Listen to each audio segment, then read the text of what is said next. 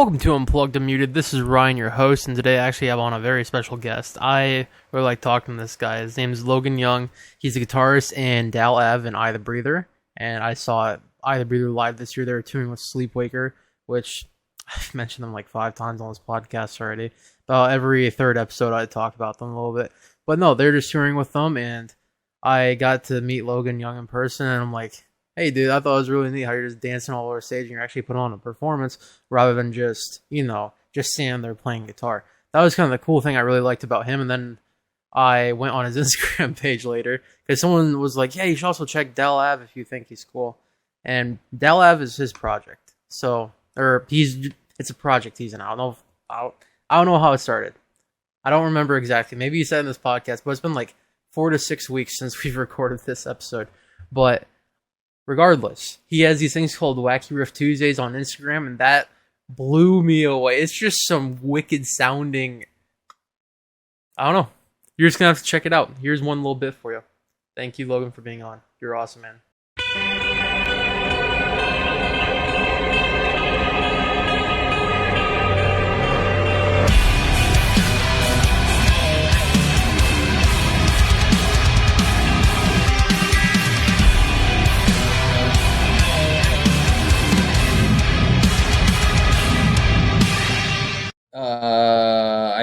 I don't really know. I guess it depends, right? The ranks are based off of like which like if you're playing 2s or 3s, right? Yeah. Is that how it goes? Yeah. I don't know. I'm sorry. You're all right. I'm such not a gamer, dude. The only game I play is like Rocket League sometimes in between like making riffs and shit. Yeah. Yeah, no, I don't know. You just added me, and then I just saw you hopped right on Rocket League. I'm like, I had no idea you even played. I have this setup, which is like, I literally have two different desks in my room, and this setup's for like music shit or if I'm like hanging out with people. And then my other setup is literally last summer I bought myself like a gaming PC.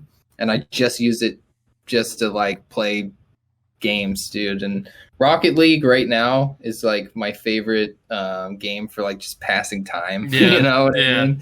Yeah, it's quick little 5-minute matches. Yeah. It's like I don't really have to invest much in it. No, you don't. That's the beauty. It turned free to play too in like 2020.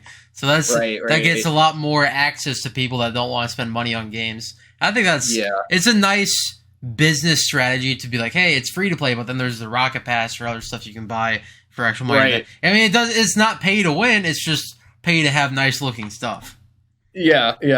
And it's like, I don't know. It's just a nice little, it takes really long to like get good at it. Oh, like, yeah. I'm still not very good at it because I don't play it enough, but it's kind of fun to like see the way that you progress through it. You know what I mean? Where it's like you finally go for that jump shot and then you nail it and you're like, ah! You're like freaking out. You're like, no way. Or, yeah, your first aerial is like a huge milestone. It's awesome. Right. Yeah. No, because I actually have a lot of experience with Rocket League. I am actually at Iowa State right now, and I was coming into it my freshman year, and I saw that they had an esports team for Rocket League. And I'm not going to like blow my own horn here, but I mean, kind of a little bit. But I would say I was like top 5% of Rocket League players in the world when I was going into college. I'm like, hey, can I join your guys' esports team? And at the time, so now the ranks have like, it's bronze, silver, gold, platinum, diamond, champ, grand champ, and then supersonic legend. And each of those up to Supersonic Legend have 3 tiers to them. And then those tiers have 4 divisions. And I think it was last August or something that they added the Supersonic Legends thing. And just before that was Grand Champ. So it would be Champ 3, then Grand Champion. That's it. I would say before they added that whole new tier of ranks, my highest I got was like Champ 1 Division 4, dude. Like, damn. It was like, I was like up there like, sorry, you got to be Champ 3 to play even junior varsity. I'm like... I'm like, all right, I guess I won't be on the team. But I was like, you think top 5%? I just used that number because I looked it up one time and said Champ 3 are generally like the top 5 or whatever. or Champ Right, 1 right. division. Yeah, yeah. It was like I didn't know there were that many good people going to college. It's like, Yeah, dude. yeah, I play um I try to play with friends, and all my friends are like way better than me because I only like just started playing it. So I'm not like I'm okay, but yeah, the people I play with are like 12 times better than me. So I think they're like fucking gods. Like yeah. You just they're see them like doing the stuff spin off the shit in the ceiling. air. Yeah, Yeah, yeah. yeah. And I'm like, so when we get into matches that there's someone like better than them, I'm like, oh my god, how far up does it go? I know. People it's the crazy thing with Rocket League is I would say I have like roughly like 1,000 hours in the game. As sad as that might sound, it's like that could have been 1,000 hours getting better at guitar. I mean, I got 5 of them behind me. Right. Just pick up one of them. But no, so it's like I got good, but then like to the grand champs, those are like 1,500 hour players. And the Super Sonic Legends are like 2,000. It's like, how much can you like justify? All right, I sunk away X amount of hours into a single game that isn't paying out money. So it's like that's kind of like my whole thing why I stopped. I haven't played a whole lot. I'd say I'm like Diamond or something right now.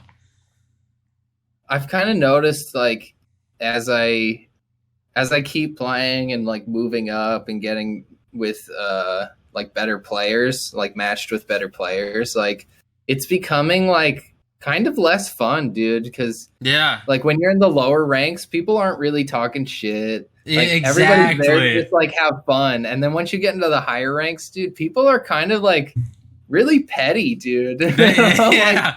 I'm about to like reset my account or like make a new one or something. Yeah. No, I'm right there with you, dude. That's why I hardly play the game anymore. It's like you miss one shot, like what a save 3 times, and then it's like, oh my god. Yeah, dude. Yeah, Rock League has a bitter review on my Steam page.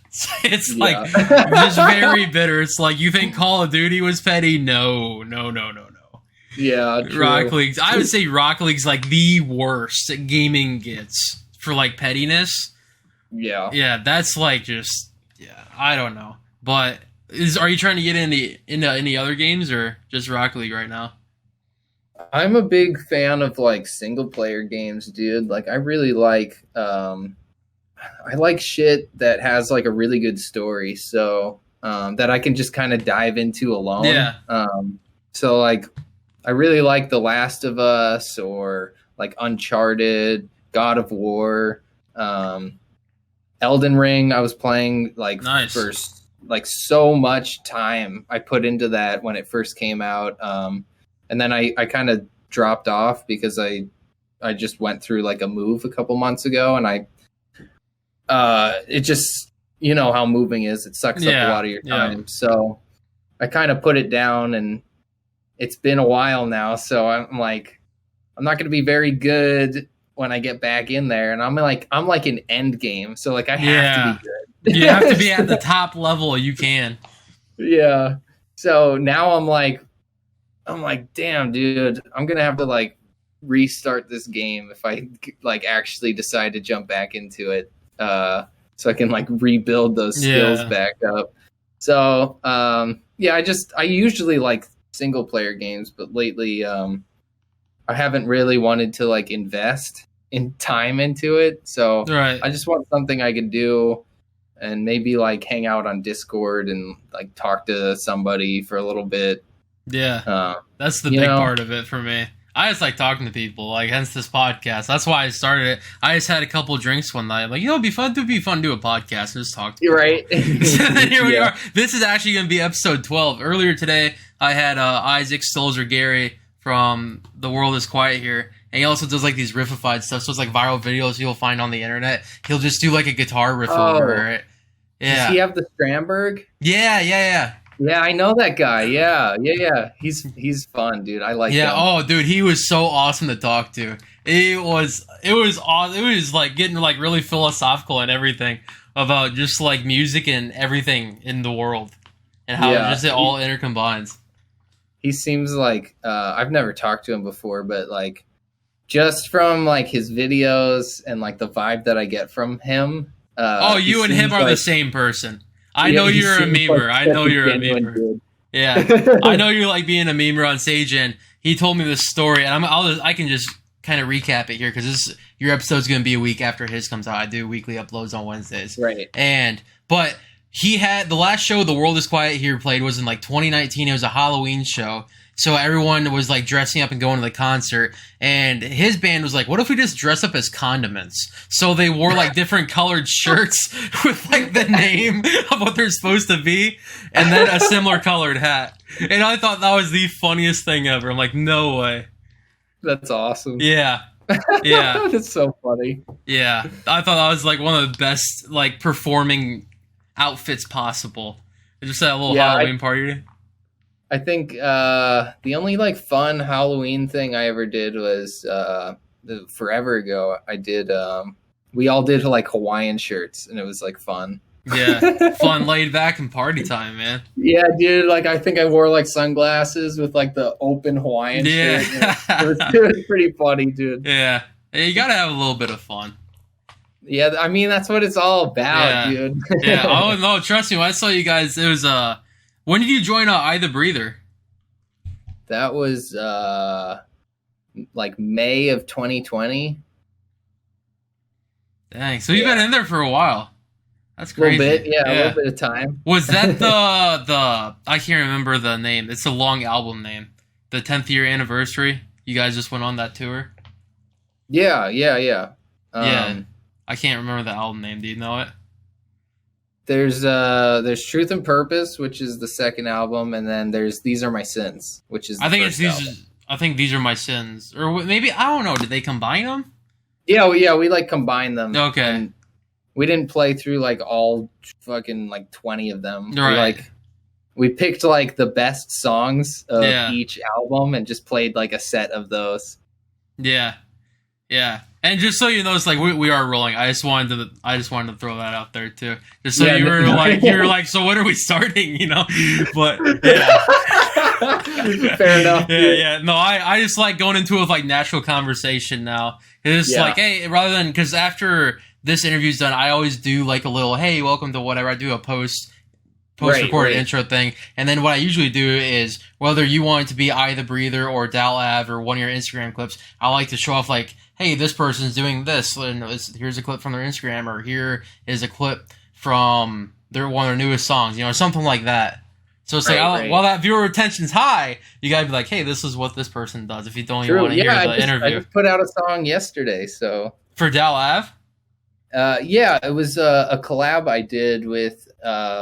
Honestly, his name's Jackson Rose, so it's kind of a funny story. So I randomly was just going through of all platforms. I was going through TikTok, which I honestly I barely really use it.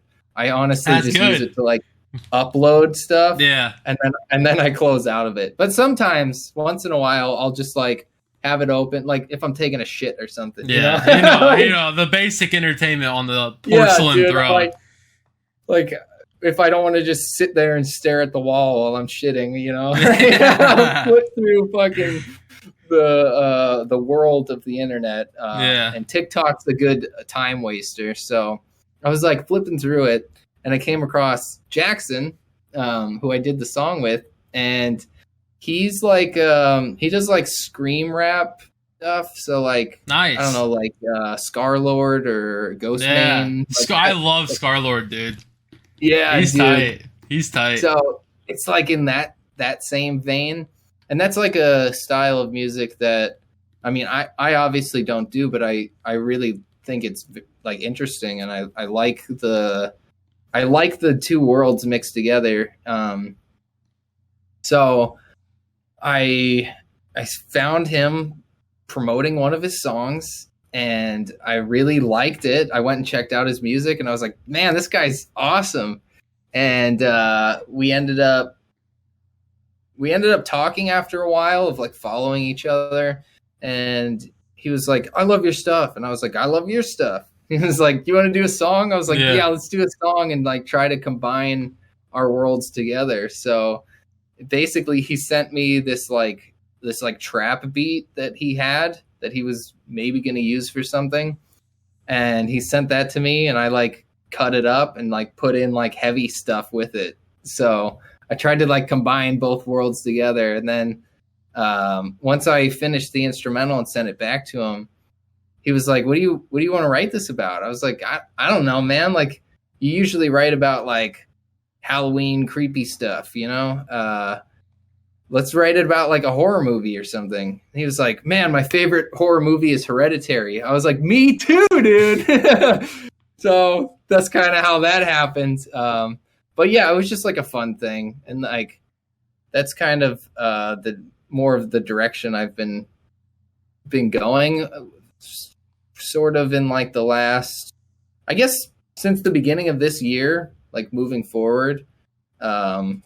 I guess basically after that I the Breather tour, when I came back, I've been moving more in a direction of like, I don't know, music got really stressful for a while. And I had like a lot of falling out with people, a lot of people stabbing me in the back.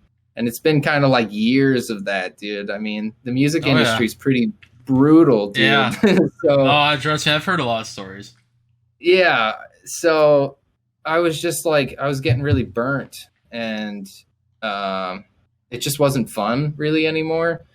So at the same time, I was kind of getting a little bit of traction for just the stuff I was doing online. So I was like, you know what? I'm just going to like do my own thing and make music fun again. And like, I'll find other people who are doing the same thing, you know, creators who are maybe drummers or guitarists or vocalists that I really like, and just bring them in and do something fun. You know what I mean? I feel like every other genre of music is so down to like collaborate, and metal music, for some reason, we're just like, we're always like competing against each other. You know what I mean? Yeah. So, no, I agree with that. But it's like probably the coolest collaboration that just happened was that Sophia Black and Polyphia. I thought that was really sick. That was so sick. Yeah, dude. But again, that is like a perfect example. But Polyphia is like, they're like metal adjacent. Yeah, they're not really like metal. It's but there's a lot of crossover. Yeah, like a lot of metal writing would be like, oh, look at Polyphia. It's like you could turn it into metal easily. It's very similar writing. It's just that Tim's mind just works on a different engine than the rest of everyone else, especially mine. Yeah. I don't get it.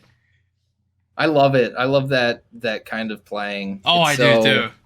It's so fun, you know what I mean? Like, every time I put it on, I'm just like, this feels good, you know? Yeah, no, I love Polyphia. I am a diehard Tim Henson and Scotty LePage fan. But even like then their drummer's on another level too. I'm like, holy cow. Awesome. But yeah, no, speaking of drummers though, I remember that Iowa City, I can't remember, was it your guys' drummer that had to fill in for someone? Yeah. And what I think I've told this story. Wasn't he reading MIDI live? Yeah, dude. So that's awesome. We were on that tour with a band called Curses, and I think like the second week in, he just like left. He just went home. So they didn't have a drummer, and they were like, what are we gonna do? And the guy who was playing for us, his name's Trevor. He's a really good dude. I love him a lot. He was like, yeah, I'll do it, sure. But I need a couple days to like listen to the songs, you know, so I at least like know what the songs are. So for like, I think it was like 4 days, they played with like backtrack drums, which they were not really happy about. Yeah. And like, I understand that's like, that's one instrument that you can't really backtrack, you know, in like a live setting. Yeah. Cause a lot of the sound you hear in a live setting is the drums. Yeah. A live show is really like drums and vocals, and everything else kind of sounds like noise. Yeah. That's what sucks. Cause like, well, when Lorna Shore, they actually came through that same venue in Iowa City, and you know, it's like hearing that ending solo before just the brutality just engulfs the venue. You know, it's like I really couldn't hear the solo live, but thank God I was recording. I don't know why the phone picks up the guitar better than Yeah, a human ear. It makes no sense. maybe it's that like mid high end. The phone just picks up better for some reason. Yeah, I don't know. Uh, It's just I'm happy I recorded it though because it's a sick ending solo. yeah, But dude. But yeah. So Trevor like listened to the songs and he kind of like played them, but he wasn't like super familiar with them after like a couple days. So he literally, I think, I don't know if they sent him the MIDI or if he like programmed out the MIDI, but he got MIDI somehow and he set up his laptop and he was literally just sight reading the MIDI like it was Guitar Hero or something. dude, I know. I remember seeing that Instagram story when your drummer has to be a fill-in and just reads MIDI on the fly. I'm like, dog, man, that's like pulling up Ultimate Guitar on a little iPad in front of you on stage and going from there. That was absolutely hilarious. Yeah, I was like, every night I was just kind of just like sitting back like, what the hell, dude? Like, this is so funny. So with I the Breather, what you said, like after getting stabbed them back in the music industry, is I the Breather the people that you're like, hey, you guys are fun, you guys are stuff I want to do something with? So for I the Breather right now is like the core members are like Nick, me, and Sean. And then everybody else who was on that tour was just like a fill-in. But it was all like people that I knew and like I trusted. Even like the merch guy was like the merch guy is somebody I work with for like my Dal Lab stuff. So it was this all people that I was like really close to, and I knew that if I took them out on the road that it would be like a lot of fun. Yeah. And like that's, you know what I mean? Like at the beginning of the year, I was just so focused on like making music fun again. Yeah. That was one of the things that I was really focused on for that tour because we needed people obviously to play the music, and I just wanted to bring like my friends, people that I knew who could play, but also who I knew I could trust and would have like fun. You know what I mean? Yeah. No, yeah, I totally get that. But so why didn't Nick go to the Iowa City show? Nick doesn't want to tour with like any of his projects, and I totally don't blame him either. Nick is like, he's like made his career on YouTube and Twitch. He probably makes way more money on Twitch than YouTube now, even though that's like where he started. I don't really know for sure. Yeah, I have no idea. But I would imagine that he's probably like bringing it all in on Twitch, just because I feel like it's a little bit easier to monetize everything that you're doing in Twitch. Oh yeah. And then YouTube, he does a lot of like reactions, so that a lot of that stuff is probably like flagged, and he probably doesn't get money for that stuff. But anyway, he's made quite a successful business for himself online, and with how well he's doing, I mean, if I had something like that, I don't know if I would tour either. You know what I mean? Yeah, like, no, I totally, I get it. I like that you're saying this because it gives me like a new perspective to look at. Because, at the time, I didn't even know who you were, like I said, at the Iowa City show. It's like, oh, that's just a guitarist for I the Breather, and he's a goofy guy on stage, which I like. My favorite thing, I've been to 5 concerts this year. Fit for an Autopsy, I the Breather, Lorna Shore, Beartooth, and Enterprise Earth. And to this day, the one vocal call out I will ever remember till I die. Sean saying, I want to see y'all motherfuckers do the stanky like. It was so funny. He was so belligerently drunk, but he was having such a good time. Dude, yeah, he totally was, dude. Yeah, dude. Well, okay. Like I told you, I'm going to reiterate this on the podcast, but the time when he was trying to get my attention at Wildwood, I'm just sitting at the table like this and just looking up at like one of the local bands or something. I'm like, just bobbing my head, just kind of hanging out. I'm not a huge mosher, but I had to get in the pit for I the Breather and Sleepwaker. It's like, I gotta go support the bands. The band that made it happen, and then for bringing along Sleepwaker. Rest in peace to Sleepwaker, one of my favorite bands. But Yeah, dude. yeah, but no. So I'm sitting at the table, and I'm sitting across my buddy Leon, that guy that came up to me. He's like, "Hey, you did all these covers back then, whatever." And Right. yeah, and you're like, "Holy cow!" But yeah, he told me that whole story. But yeah, so I'm sitting there, and Sean's like, "Hey." Hey, like waving in front of me, and I'm like, "What?" You know, and because I just got done taking 2 shots, and I'm like, you know, just I am zoned in on the band, and Sean's just like, "Hey man, like why are you trying to get my attention and everything?" And I'm like, "Yeah, what's up?" I didn't even know he was Sean. I didn't know who he was. I thought it was just some person Right. at the show, and he's like, "Are you having a good time?" But he had his mask on. I'm like, I had a hard time hearing over the music and then the muffling of the mask. Right, And then right. Leon was like, he's asking if you're having a good time. I'm like, I gave him a thumbs up. That was it.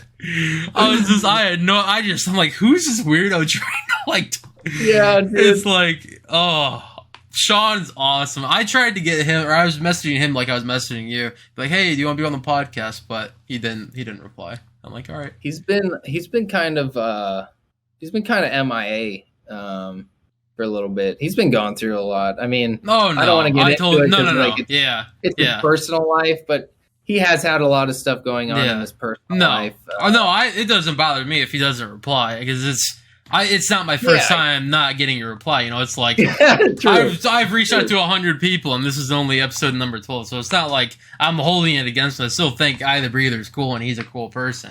It's just he's got a whole family and everything. So He does. He does have a whole ass family and kids and everything, Yeah. dude. yeah, so it's like a podcast is probably the last thing he wants to do, but it's an offer. But Hey, you know what, dude? It never hurts to just like throw it out there Yeah. and ask. Oh, You know yeah. what I mean? dude, I don't know. Do you know the home team, Pop Punk from Yeah. Seattle? I had them on, dude. Nice. Yeah, I That's had. awesome. Yeah, they have like 300K on Instagram or not Instagram, Yeah. Spotify. And I just asked him because I liked Brian's vocals from the Jared Dines Brotherhood series. I'm like, dude, Right. he can hit some highs. And I reached out to him, and I did so much research. I went through all the Brotherhood things. I'm like, who is this guy, man? Because I'm like, I need to like listen to a band from him or something. So I listened to Stories Away. Then I reached out to him on Instagram, like, is Stories Away still a band? He's like, no, but my new band's the Home Team. So I checked out the Home Team, and I'm like, this really sounds like Dance Gavin Dancers, some kind of like offshoot of it. And I like that Right, Dance right. Gavin Dance. Yeah, so it's like, oh, this works, man. So I got to have him and Dan on the podcast. Nice. That's fun, dude. Yeah, dude. It was just, you never know what's gonna bite the line if you cast it out there. That's true. Yeah. Yeah, I mean, yeah, that's true, dude. I feel Yeah. like the worst anyone can say is no, dude. So Yeah, you might just as go well for it. just try. I reached out to Sophia Black. Never know. I asked Alex Coates because me and him, or I was nerding out to him about the new ABC song, because I know he loves Polyphia a lot. And I was Yeah. like, "What do you think about this song?" He's like, "Oh, dude, it was great." I'm like, "Well, I'm gonna try to get Sophia on the podcast." Dude, I love Alex. Alex is such a good dude. Yeah, dude. He gave me a free doppelganger beanie, but I think I lost it. I don't know where it's. I don't know where it's at right now. I felt so bad. But Somewhere, dude. yeah, Somewhere. But no, oh, dude, I got this guitar to show you. It's Ibanez Jet King Mark II, but I sanded the back of it with some 400 grit sandpaper, and now I'm just taking it to concerts and getting it signed. And That's fun, dude. yeah, Alex and Kyle are both on here from Doppelganger. Then we have Sentinels down here, and somewhere Oh, along nice. here is Travis from Enterprise Earth, and then Gabe too. Nice, dude. Yeah, dude. And then within Destruction, Howie's on here. I think Howie's like, yeah, there's Howie. Howie, dude. Yeah. Yeah. I love dude. Howie. Yeah. Also a good dude. Yeah, man. And then I think actually Sentinels, I'm going to have Dave on tomorrow. Nice, dude. Yeah. Yeah, Dave is a good guy. Yeah, super cool. Yeah, dude, listening to Sentinels live, I was like, holy balls, man. Like, the technicality is ridiculous. Did they have the vocalist with them? 'Cause the No, last they time didn't. Yeah, they Okay, didn't yeah, have yeah. the vocalist with them. And honestly, I think that was almost a better... Not to say the vocalist is bad. I love their songs, but having He's an really instrument... good. Oh, yeah. just having that instrumental experience is something different than the night, because all the other bands had a vocalist, so it was almost like really nice and helped kind of make their music shine a little bit. It is like a good like break in between like all the other bands, you know what I mean? It's like, all right, let's just have like some like spacey, genty, thally stuff going on. Yeah, Sentinels is wild. Like, yeah, dude, it was so awesome, man. It was okay. So Enterprise Earth was headlining that show, and their latest album has that kind of like stained glass looking stuff out of a church. Ironically, the show I went to see him in Rock Island, Illinois, was at Skylark, and it used to be an old church, and it had like still stained glass in there. So it was like the perfect venue for Enterprise Earth. Yeah, the perfect venue. It was so awesome. Funny. Yeah, no, that was such a good show. Yeah, but what? All right, so how many times have you toured? Was it just the I the Breather one?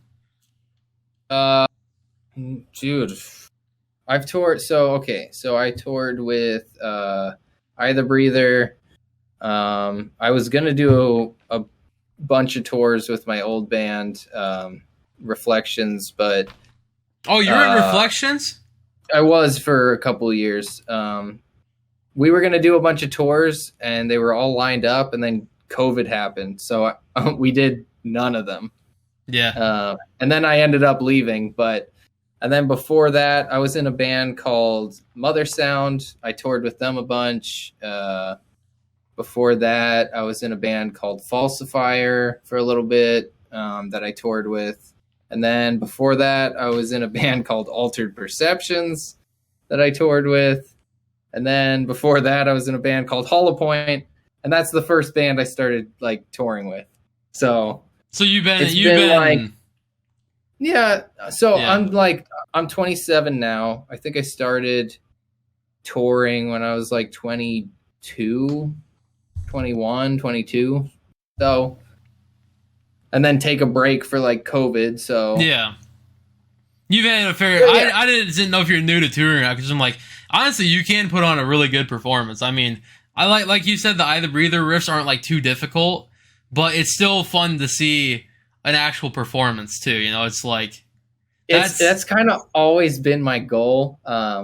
As a guitar player, because I started out playing in bands as like a vocalist, so I was like the front man, and that's a lot easier to like get people engaged and like be fun and funny that way. But it's a little bit different when you're just playing an instrument, right?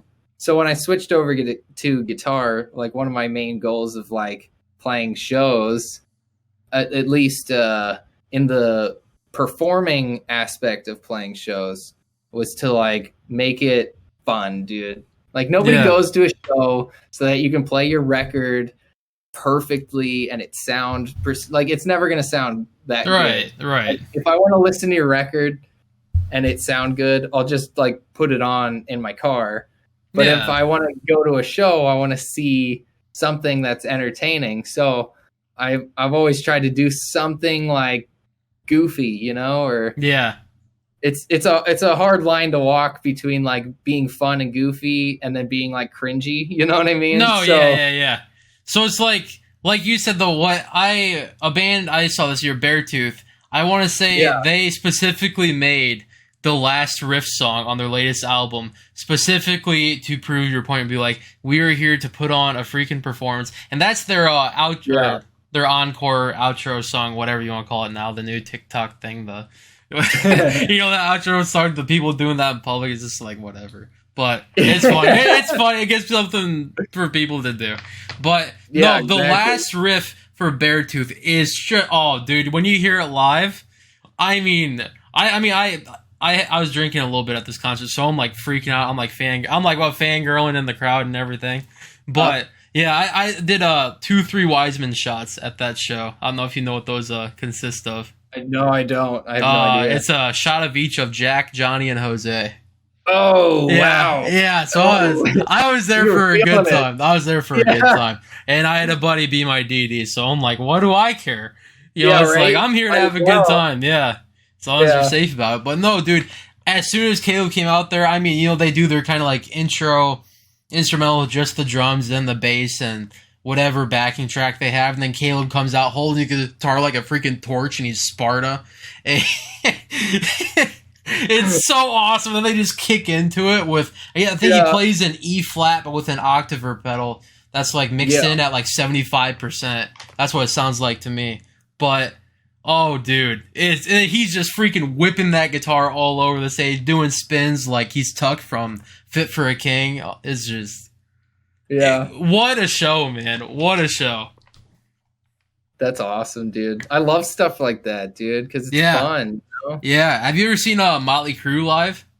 No, man. I wish that would be so cool. Their final tour, Nikki Sixx, their bassist, had a flamethrower attached to his bass. So for Shout at the Devil, they had like this devil star come down that was holding his mic, and he got to light that on fire. He was shooting out flames to the beat of the intro of Shout at the Devil, and it was, oh my god, dude! It was so hard. It was just nuts. And then Tommy Lee had this little drum solo thing, and his buddy Nick Thayer set up a medley for him and did a mix of rock, R&B, EDM, rap, hip hop, pop, just everything. And this roller coaster takes his drum set and Tommy's harnessed in. It goes up, starts going like this over the crowd. And even better, he's spinning like this. He's spinning like this on the platform. So he's legit upside down drumming at points.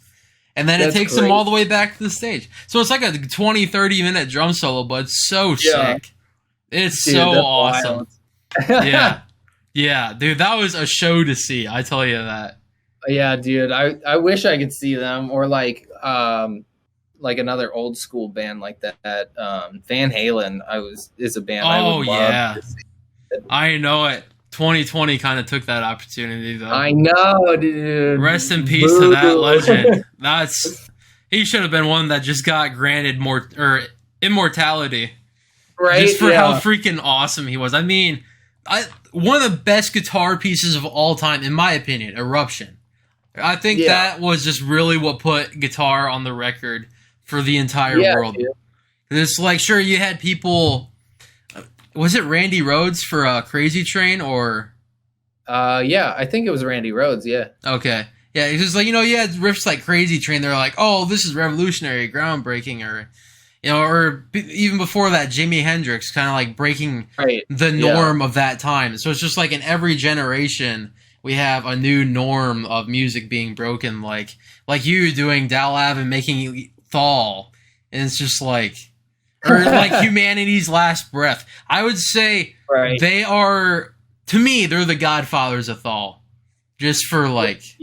Well, it's really like it all started with Viljarda, and then so it started with Viljarda, and then Buster, he plays drums for them now, but Buster, his band is Humanity's Last Breath. Yeah. And he's basically said that Humanity's Last Breath started as like him basically ripping off Viljarda, and trying to do it the best way that he could.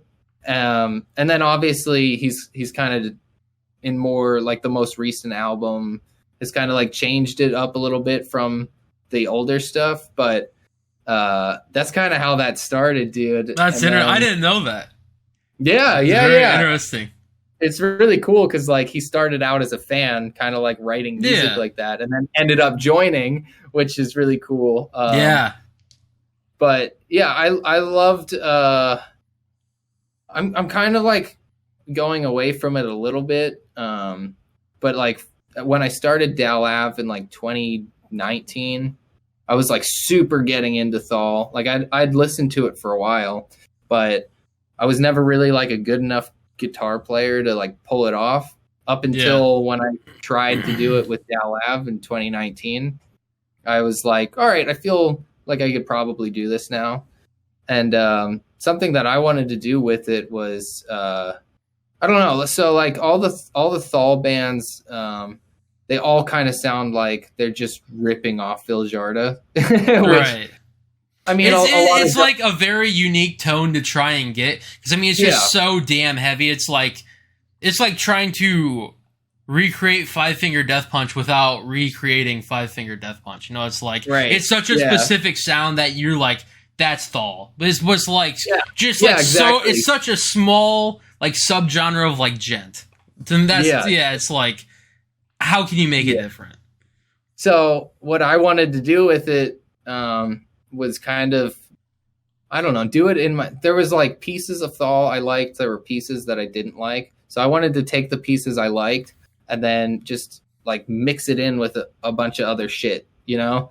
I just wanted to like bring it into the wheelhouse. So I kind of, my first release and even like some stuff after that was kind of in the vein of like ripping them off. And then like, as time has gone on, I've kind of more used it as like a tool versus like, I want this to be my sound. It's like, you know, I love deathcore, I love gent, I love Thal, like metalcore are my roots. Post-hardcore is also my roots. So like I love all that stuff. Yeah. So it's like you learn the style and then you put it in the backpack and then you kind of have pieces of those genres that you like that you pull out and kind of put together to make whatever it is like your own band or your own sound or whatever.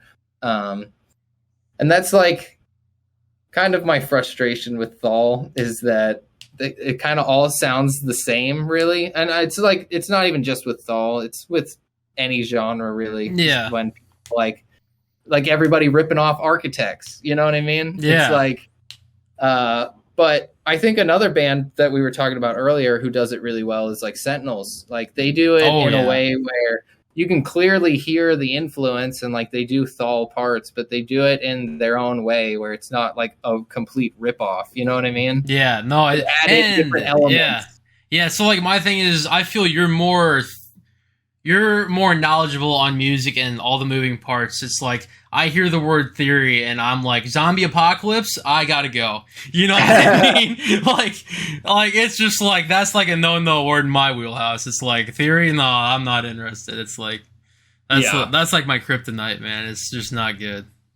Dude, I mean, I couldn't tell you what I do. I have no idea what I'm doing. I don't know what you do either. Like, and actually, there's another guitarist that I don't know if you know this band, but 6 a.m.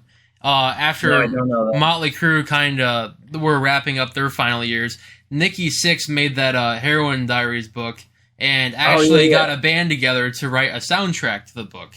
And that ended up being called 6 a.m. Nikki Sixx, his last name, DJ Ashwa, that Nikki Sixx pulled from modern, at the time, Guns N' Roses. It was like mid-2000s. Which I find that ironic because who got Guns N' Roses popular? It was Motley Crue on the Girls, Girls, Girls tour. They're in an opener. Right. So it's very funny as Nikki's like, hey, I'm going to take back a guy that I helped get, into a band that, you know, I blew up, basically. You know, it's like very funny. But anyways, it's, DJ Ashwa and then James Michael, who never really did anything with music before that. But, dude, this guy's like in his 40s, and he sounds clean. Just a super clean vocalist. I would say almost as talented. Well, it's different singer style, but I don't know if you know Miles Kennedy.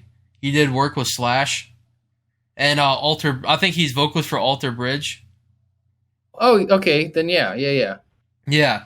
So, but like Miles Kennedy, he's getting old too, but he's still a great singer though. So it's just like finding vocalists that are, you know, more aged, like a fine wine. You know, it's like I have so much respect if they still have like a great singing voice. It's like people like Vince Neil, trash. Axl Rose, trash. You know, it's like your years are way out of the doghouse, man. It's so far gone I can't even see with binoculars. It's but it's sad because it's like, you know, it's like just because the singer gets, you know, it's just part of life. You know, you're doing a style of music that is like there's not a really right way to do it. So it's just like you're screwing with your voice and then you're doing the hard drugs.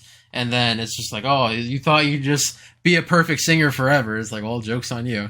It's just life. But it sucks that it's like the guitarist Mick Mars or Nikki Sixx or Slash is like, it's not like they're getting any worse. I still think they're great guitarists. They're getting better, if anything. Yeah. Yeah, I Yeah. feel like that happens with like instruments though. Like unless you get like in an accident or you get like Yeah, arthritis or right. something, like you just get better with time.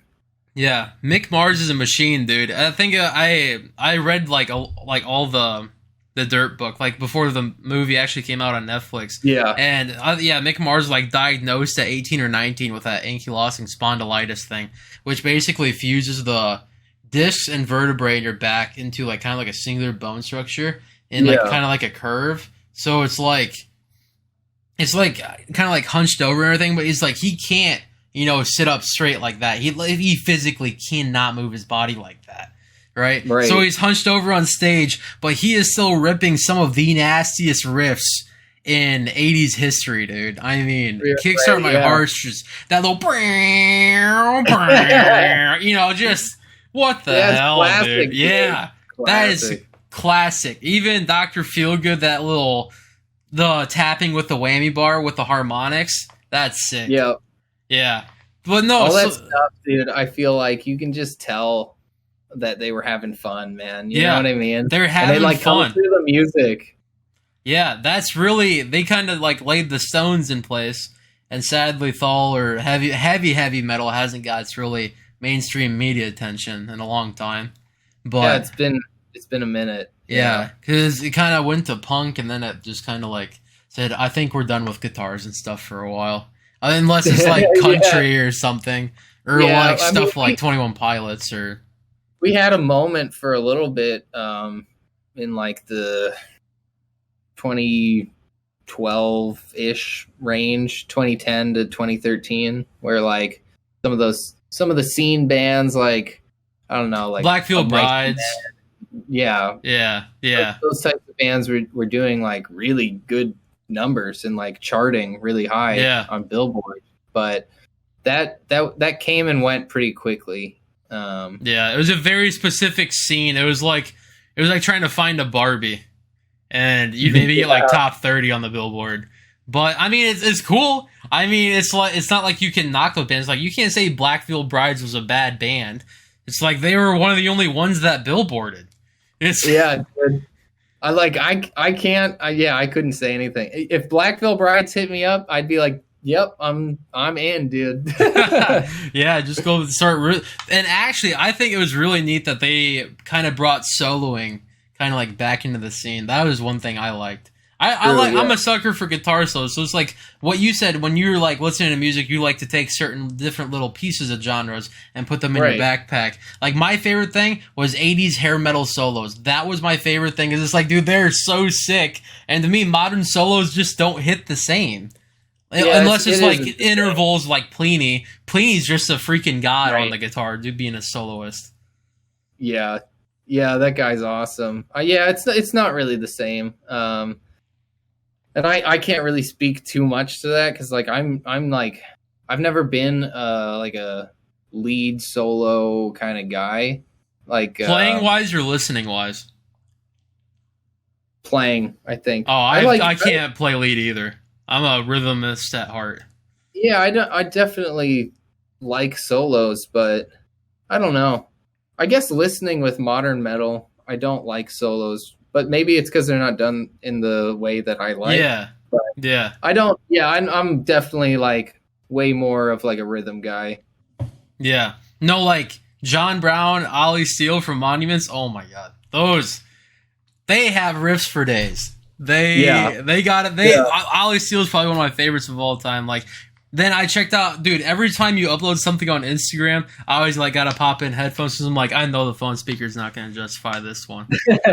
Like whatever your guitar tone is, dude, I would pay an arm and a leg for it because it's just like, what the fuck are you playing? Dude, so I have so many people ask me about it, and like I wish that it was like an easy answer of like just buy this plugin and you'll have the tone, but it never really works like that. Or you're running like 3 different neural DSP instances or what? No, dude, my setup really is simple, but it really like guitar tone is like very much the context in which you're listening to it. So it's the way that it like the relationship of your guitar works with your bass and your kick drum, and then the way that you're mixing it. So that has like a huge impact, because honestly, most guitar tones on their own kind of sound like shit. Yeah, no, dude, I agree with that, because I got my Axe effects last year, and I'm like, I thought this was going to make things better. You know? Yeah. It's like, but that's part of the learning process. Like, when you hear a whole song, you're not just hearing the guitar. It's like, you know, you think bass doesn't do a whole lot in a band. It does. Yeah. It's not something you can sit down and hear the individual like notes being played. It just kind of like all phases together. But if it's not there, you'd be like, put it back. Don't you ever take it out again. It is like the most important part, especially with like you know, like metal music. And chugging, especially like the way that it all layers together. If it's perfect, then everybody's like, wow, this is the best thing ever, because it's like that guitar tone that sits kind of on top and holds that like high mid area, and then your bass that's going to hold that lower area, which fills it all out. Because if you take it away, it kind of just sounds like mud. It sits in that like annoying area where it like hurts your ears. But when you add the bass in there, then it just becomes really rounded. And then if you have the kick drum sit in the right spot, then that adds all of the impact. So and then there's other things like the post-production stuff with just like having impacts that go into like a breakdown or like a verse or something. Just like having those impacts that you like, if you're not a producer or you don't like, you know, record yourself at home, and you're just not familiar with it, like you don't know that it's happening, right? But you just hear it and you're like, whoa, that was insane. I know. Yeah. So dude, I totally agree with that. It's all that stuff that makes like a big difference, you know? Yeah. And it's not just like, buy this plugin. I mean, that stuff helps. Like, you know, what I use for my guitar tone is Fort Nameless from Neural DSP. And that's like all I use. I literally have that. I have some custom impulse responses, which is in the same plugin. And then just like simple EQ, compression, and that's it. Like, that's it. That's wild, dude. That's because it's like, however you did it, you got it. You did it. You found the tone. It's like you can tone chase all day. Like that, I could do it all day. It's like, I don't even know what knobs I'm doing, touching. I'm just like, once I start getting on the pedals, I'm like, I don't know what this does. So I'm just like, well, what's 100 do? What's 0 do? And I'm like, oh, that's what that does. You know, it's like, it's like, I can't just look at a pedal. It's like, I have to play with it like I'm a little kid at Toys R Us before I even like really know how to use it. I'm like, all right. Yeah, it's like, I know how to use reverb, delay, and now in the world of Neural DSP, the shimmer stuff. But I mean, that's all you really need, though. You know what I mean? Yeah. No, but it's fun. I like all the other effects, because like, you know, when I only got like a $500, $600 guitar that I like to play with, that little, I got a Fender HSS Mexi Strat, and that thing is my baby. Dude, I have a Schecter DJ Ashba signature, and that retails for like $1,400, but I still like the Fender Strat more. I don't know why. I don't know why. Thing, dude. You might just like the feel of it better. Yeah, I'm thinking that's it. But then, like, I even got like a JP70 Sterling for 7-string. That way, I can play like Monuments type stuff. Or then Alex Coates just sent me the Doppelganger self-titled album tabs, and I told him I'd try and learn Plumbus just for the fun of it. I thought that was a pretty sick song, but yeah, it's. I don't know, man. It's you. I guess you just find something, and you're like, this is what works. Yeah, dude. That's kind of how I feel about like Kiesel.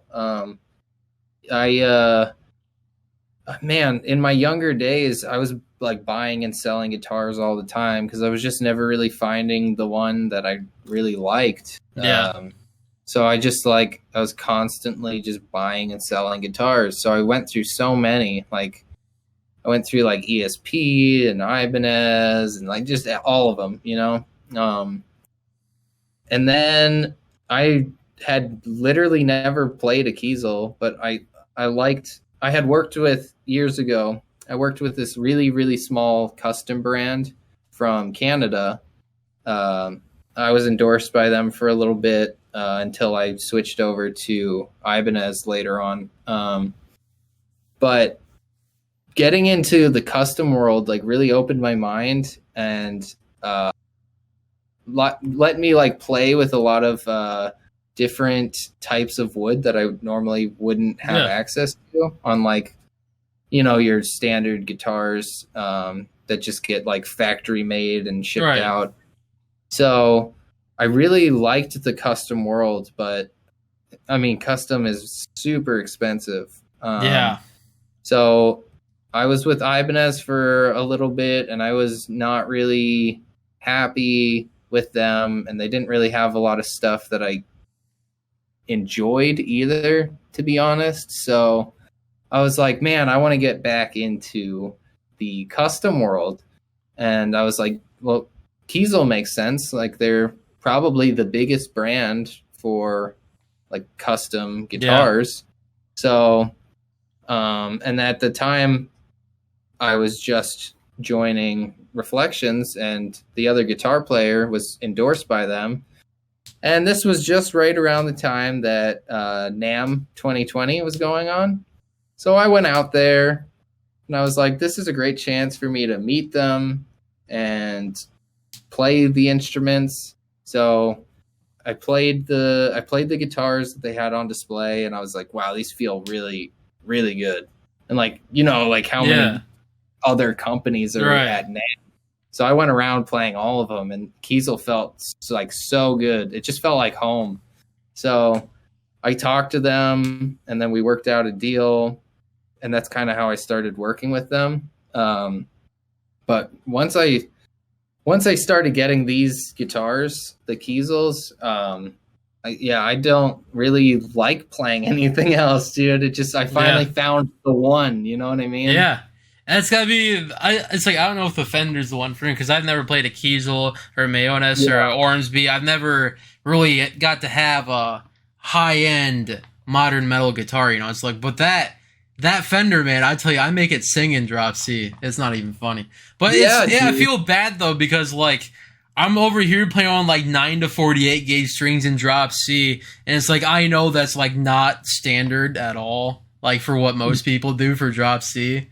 Like, that's very light gauge, but maybe I just got little baby fingers that can't bend the string like other people can. I don't know. That's what I do. I love the feel of light gauge strings. That's the exact set that I use on my string in drop C. So I feel like we might have the same feel for like the way that we like the string gauges. Like even my 8 string.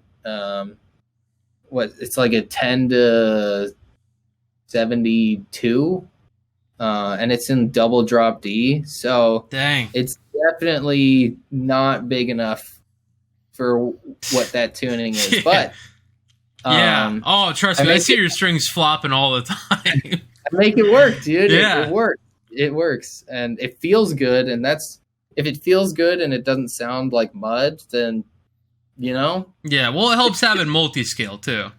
Yeah, definitely. And then, I mean, Jason Richardson does the same thing with his 7.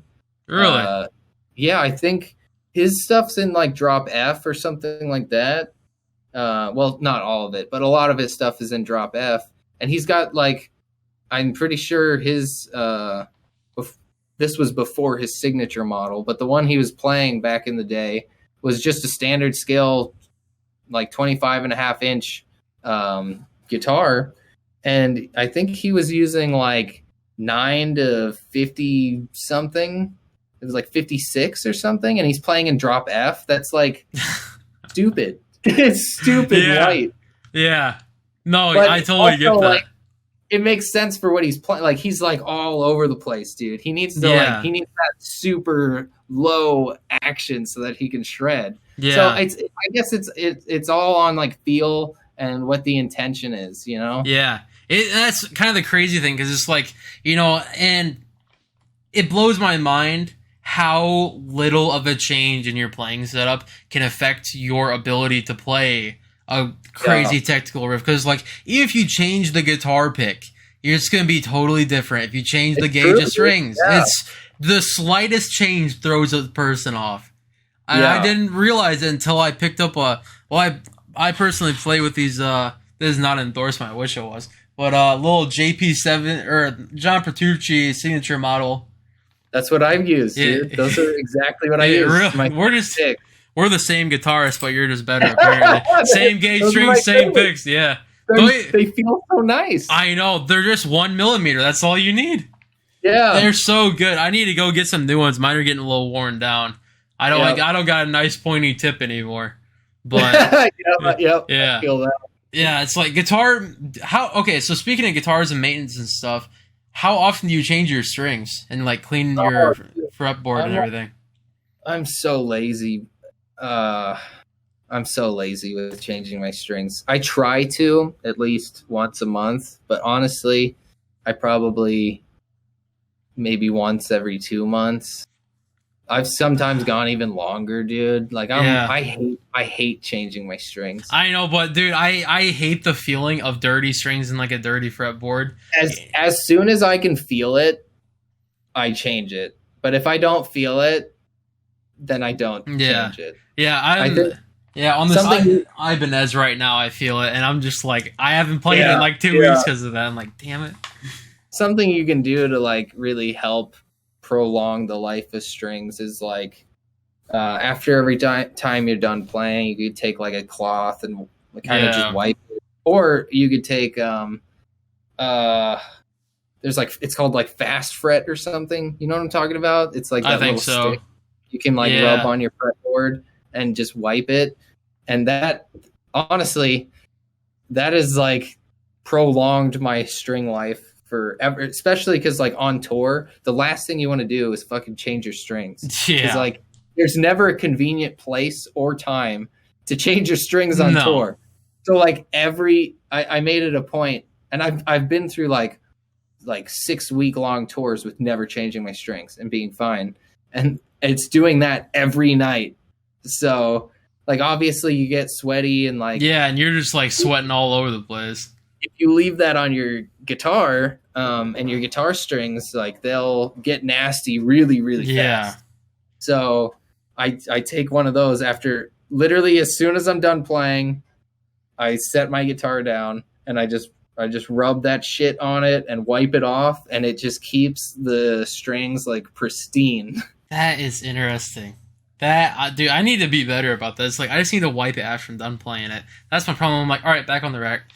It's so easy to do that, but I do need to get better about that. Because it would save money.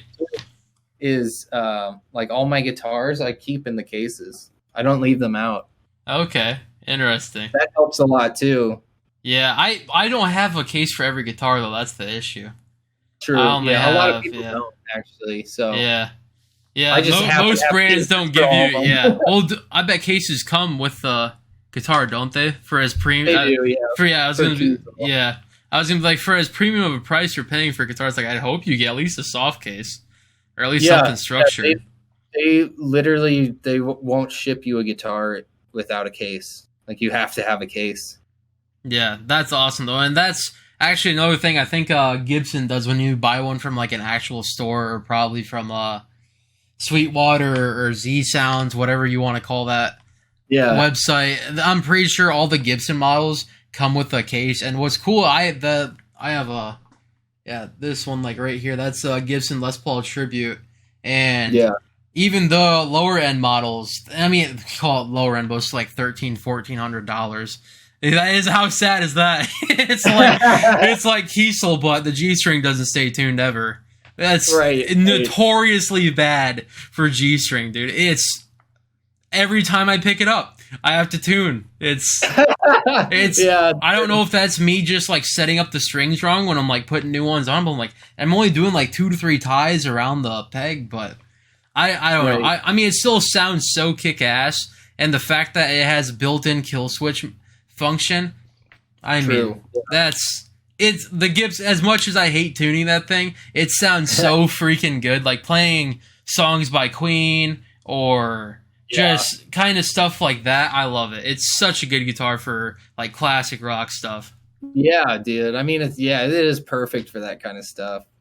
Yeah, but I just hate the tuning thing, man. It's just like you'd think for $1,300, $1,400 you wouldn't have to tune for like at least a week, but right, yeah. yeah, I don't know, but no. So Kiesel, what else do you got on your Kiesel guitars? Alex was telling me he has like these Acoustasonic things and like the bridge saddles. That makes sense for him because he plays like super melodic, shreddy stuff. Honestly, if it were up to me, dude, I would only have a bridge pickup in all of my guitars. I kind of like the way it looks having both pickups, and it actually costs more to remove the neck pickup. So I just do both. I think it's because they have their machines set up to make the holes for both. So if you do a neck pickup delete, they have to like change the machine around to make that work. So it's like more time that it takes them. That's very interesting. A big upcharge. I think it's like $50, so it's not really like noticeable, but it is an upcharge, like a neck pickup delete. But yeah, I don't have anything crazy like that. The only like fun thing that I have is in my 7-string. I have like a LED light up kill switch. Yeah. Every time I plug it in, it lights up blue. So that's a lot of fun. Yeah. But yeah, honestly, even the leads I play, I keep everything on the bridge. I like the way it sounds. Well, no, I mean, if you got your tone, man, I mean, you just play some like crazy stuff. I don't even know what to classify you as a guitarist. Like, I can't put a genre on it because to me that like your Instagram stuff to me is not thal. I just call it whatever Logan plays. Like whatever you just decide to upload. I'm like, nobody does what you do. Nobody. Not that I've come across. I definitely have like big influences for some of the stuff that I do. But it kind of goes back to what we were talking about earlier, where it's like just like picking and choosing what you like. Yeah, dude, I just take like the best pieces of each genre that I like, or like that I like to play, and I just like put it together. All of the like crazy, dissonant, wacky stuff, that's all just like Josh Travis, like Tony Danza or Glass Cloud. That's my biggest influence for stuff like that. And then I just try to like mix that in with other stuff that I like thal or deathcore, metalcore. And yeah, I try to make it just like, all right, I like this style and I like this style and this one. But obviously in like music that you listen to, you don't love absolutely every part. But there's things that you do like, you know, maybe it's like blast beats and deathcore. You love that. Yeah. Or you love grooves and gent. So I'm going to take both of those things and put them into a song, you know, that like makes sense. Yeah. You know, you want to know what would make me the happiest guy ever? If you got Sleepwaker to come back together as a band. That'd be... Dude, I wish. Those are like some of my favorite guys. I really love them. Dude, Jason was a kick-ass guitarist. Frankie's just a nasty little drummer. And Hunter was just a killer on the vocals, man. It sucks to hear the story of the falling out and everyone's little side story. So it's just like, as, you know, it's like, as a fan, it's like, you just have to be respectful and be like, I understand. I mean, it's like, if you guys are just miserable, you know, it's like, as much as I love seeing them live, I don't want them to be miserable doing it. You know, it's like, who knows? Maybe time will bring them back together. I don't know.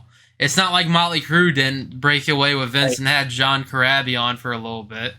And then you never know. I don't know. I just got so infatuated with the Lost in Dreams album. I'm like, dude, this True, is yeah. Candlemaker when the little Frankie. I actually asked Jason, dude, I about just called him John. That's terrible. Jason, I asked him like, so how did this little light of mine come into play for Candlemaker? And he told me, he's like, yeah, Frankie just went to this female friend we had in high school who sang in choir. He's like, hey, can you sing this little piece for my band? And then they just made the nastiest pre-breakdown of all time with it. You know, that 2 measures later, then Jason comes in on the lo-fi guitar binary. It's just like, just disgusting, man. I actually asked for the Lost in Dreams tabs for the entire album, and then Jason sent them over to me. I'm like, oh yeah, now we're talking. So then I learned like most Candlemaker, and then I sent him like a little Dropbox audio file of me playing it. He's like, that's cool, dude. Yeah, that's about as technical as I get on guitar. I'd say Candlemaker by the most impressive thing I played was I the Creator by Monuments. Oh, nice. Yeah. Dude. Learning that little tapping part during the breakdown, it's like, holy moly. Yeah. And do you know the tuning they play in for that song? Oh man, I like just looked at it the other day. Isn't it like A sharp something or? It's like, I'll just read off like the entire thing as I know from memory. It's A sharp F, A sharp D sharp F, A sharp D sharp. Okay, It's like Dadgad and 7-string, but like tuned up. Right. Yeah, Dadgad and 7-string tuned up, I think. Does that sound right? Yeah, that sounds right. Okay. It's like those are like weird tunings like that. I like it because it kind of has like that low end because you're playing on the 7, but it gives you like so much more to do like melodic stuff on. Yeah, dude, John Brown and Ollie just made that entire album, the Amanuensis album. That's actually the background on my desktop for the little wallpaper. Oh, hell yeah, dude. Yeah, dude, it's so sick. But actually, I'm gonna pull this up, and I was talking to Isaac about this earlier since he actually owns that CD and he bought it like when it first came out. And he's like, I was talking to John, or I just made a comment because he was looking at the album art one day. And I'm 99% sure that I the Creator is the first track on that album.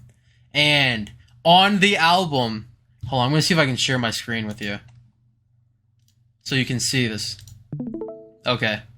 So, like right here, can you see where my mouse is? Yeah. So this, Isaac was concluding that each little pictures around here is album art for each song. So you have I the Creator right here, and I can't think of everything, but this kind of looks like I the Destroyer right here. Oh, that's the last one. Yeah. So I never even noticed that before. I know. Isn't that wild? That is so cool. Yeah, and then you just have the two hands writing the songs or the scenes. Right. I guess I never looked at it that like in depth before. That's really cool. Isn't that a trip and a half? Yeah. You're just like, holy moly, man. I mean, like, look at this, the detail here, the detail in here. It's like you can't even see the detail. Or like the detail in the arms. Dude, yeah, honestly, like props to the artist who made this. Yeah. I was saying like, yeah, this is easily like $1,000 to $10,000 piece of art for just the meaning behind it.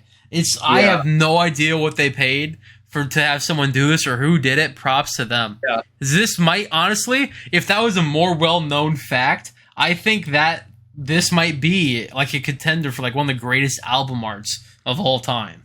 Yeah, dude. Yeah, I had no idea. I had no idea at all. See, you came on here and learned something. All right, I'm going to stop sharing my screen. Dude, actually, I have a fun fact for you about Monuments that you probably didn't know. Do you know who Joshua Travis is, right? Yeah. Didn't he... vocalist? He played guitar. He plays guitar in A Mirror. He played guitar in Glass Cloud, Tony Danza. Maybe. He's a guitar player. Okay, all right. We'll go with that one. He's like one of my biggest influences for like the weird guitar stuff that I do. He I don't know if he was like in the band, but like when Monuments was first starting, he was like doing like I guess he was going to be the vocalist, or he had done some demos with them. But I just like, it's just like a fun little fact that because like they've obviously, it's been many years and they've gone their separate ways. Yeah. They're like in the scene together still, but you just like, you would never know that. And I just think that's like really fun. Like all these people are like connected in like such funny ways. No, I know that's kind of the crazy thing with like music. Like, Veil of Maya did the home team did a collaboration with Veil of Maya, so it's just like you see pop punk, but then talking to them, they all have like deathcore backgrounds and everything, so it's like it makes sense. But they got Lucas on from Veil of Maya to go do some vocals with Brian over at the home team. And then even crazier, they got Jeff Loomis to do a solo for them at the end of one of their songs. It's just like, that's sick. It's just crazy to see. It's like you're pulling so many people from like the metal scene over into this pop punk little group, and it's so neat to see everything just kind of like tie together. And like even in the song I'm referencing, it's called Danger, and then just says featuring Veil Maya and Jeff Loomis. It's just in the title. It's like, hey, this song's our baby right here. But it's so freaking awesome to see the more deathcore influence come out, and just that song has some like the best riffs I've heard in like just in a rhythmic sense. It's like it really just encapsulates like this is what we want this to sound like, and they did it like great.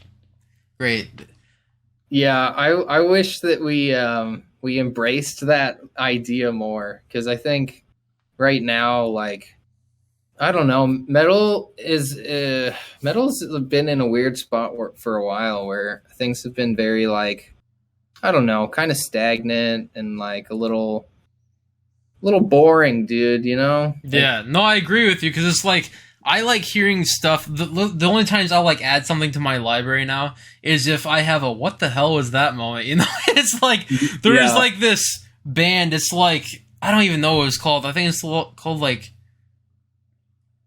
I don't know. I couldn't even tell you the name, but they have the song called God the Animal. And it's just, they have this silent little part, and then it's just like the nastiest garrulous, like it could just be someone like burping into the mic, just like super low. But it's so funny. I reached out to them. I'm like, dude, that's such an awesome little part you fit in there. Just something goofy like that, but still just like heavier than balls too. But they had a piece that like stuck out. I'm like, that's going in my playlist. Just stuff like that. Just like, or like, I don't know, you find stuff like Igor, however you pronounce that band name. That's just a million genres thrown into one song. Like they're trying to do an even crazier version of Bohemian Rhapsody. There's like 10 songs in one song, but... Yeah. I feel like metal needs... I don't know, things have been kind of like weird. Like metal has gotten very like gatekeepy. And I think that's the problem.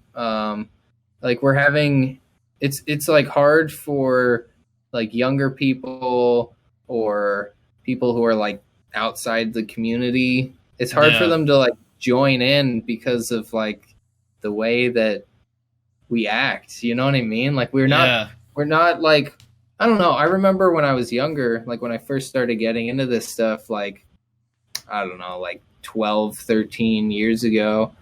It was kind of different, like, because we were all like scene kids, so it was all just fun and welcome, and we all had fun, and it doesn't feel like that anymore. And I feel like that's kind of the issue with why things have been a little stagnant with the creativity, is because there's like, we're not bringing in new people, like we need different like backgrounds, different cultures, different like ways of thinking. Because that's just going to bring in really, really fresh, fun ideas to just like change the genre again. Yeah. And this is what I've been mentioning to, I had Artifice on here, and Saints Can Lie and Alex Coates. I asked all of them these questions, and I'm like, and I think the home team too. I'm like, okay, so if you could headline a tour or be on a tour, just go see a concert in general, and it can be multi-genre, anyone dead or alive, who would it be? And then Alex likes a little bit of rap like Kendrick Lamar too. So he's like, oh, it'd be really cool if it was like Metallica and then Kendrick Lamar. And then they did kind of like a little medley type deal somehow. Somehow figure it out. Because it's like, to me, music is math. And you can make math work in the wildest ways imaginable. Somehow you can make 1 equals 2 in some imaginary math method that someone created last year. You know, it's like you're just bending the rules, and somehow it's like taking a pool noodle and like twisting it like 15 different ways without it breaking. It's wild what people do with math, but it's like, why not do that with music? Why not try and make these multi-genre concerts? Because it's like, sure, people might listen to country, but they're just like, oh, well, I found a sound I like. I don't want to venture into something else and get scared. You know, God forbid I listen to something like Veil of Maya, or, you know, it's not even as hard as that, but you can listen to what's a good entry level one. A gateway band, probably, like, I don't know. Like someone new. I mean, everyone knows Metallica or Megadeth. I'd say Megadeth's even like kind of a turnoff for some people. I don't know. Maybe like, honestly, Wage War has become kind of like a gateway band. Or I Prevail too. I Prevail. I Prevail. Yeah, they're pretty good intro ones. Yeah, those are great, like, ways to, you know, like, still have something that like is digestible to your average listener, but like, gets into the heavy side of things. So those are great bands for that. And then dude.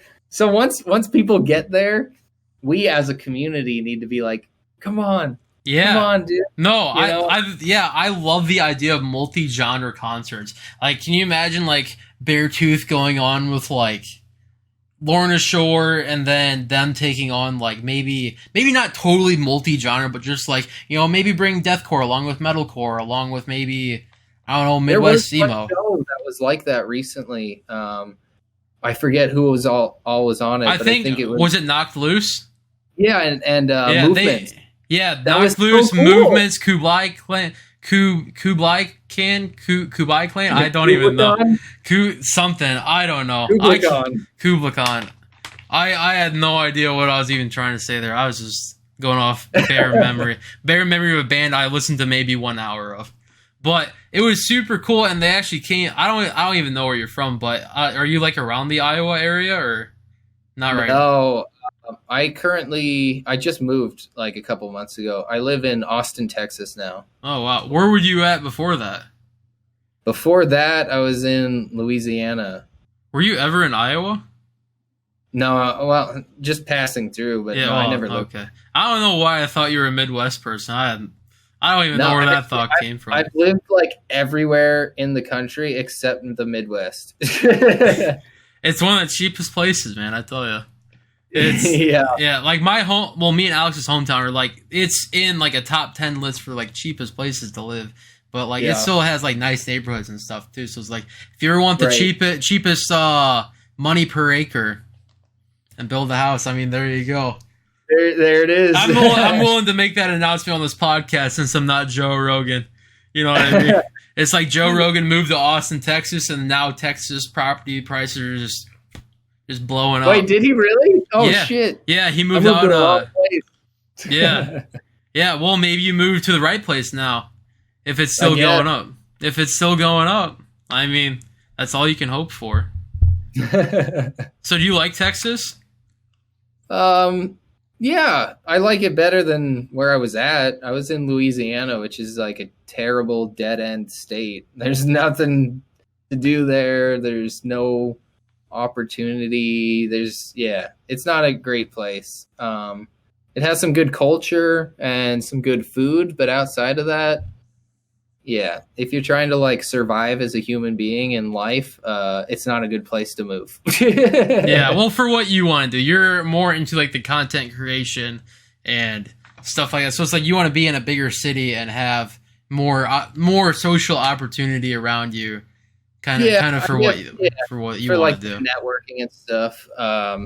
For music, I feel like So where I was living before, if I wanted to go to a show, I had to drive to Houston, which, if you know geography at all, Louisiana and Texas are right next to each other. Yeah. So I would have to drive to Houston for any metal show because no metal shows go through Louisiana ever. Yeah. I lived there for 3 years, not a single one. So that's like a 3.5 hour drive if I wanted to go see a show.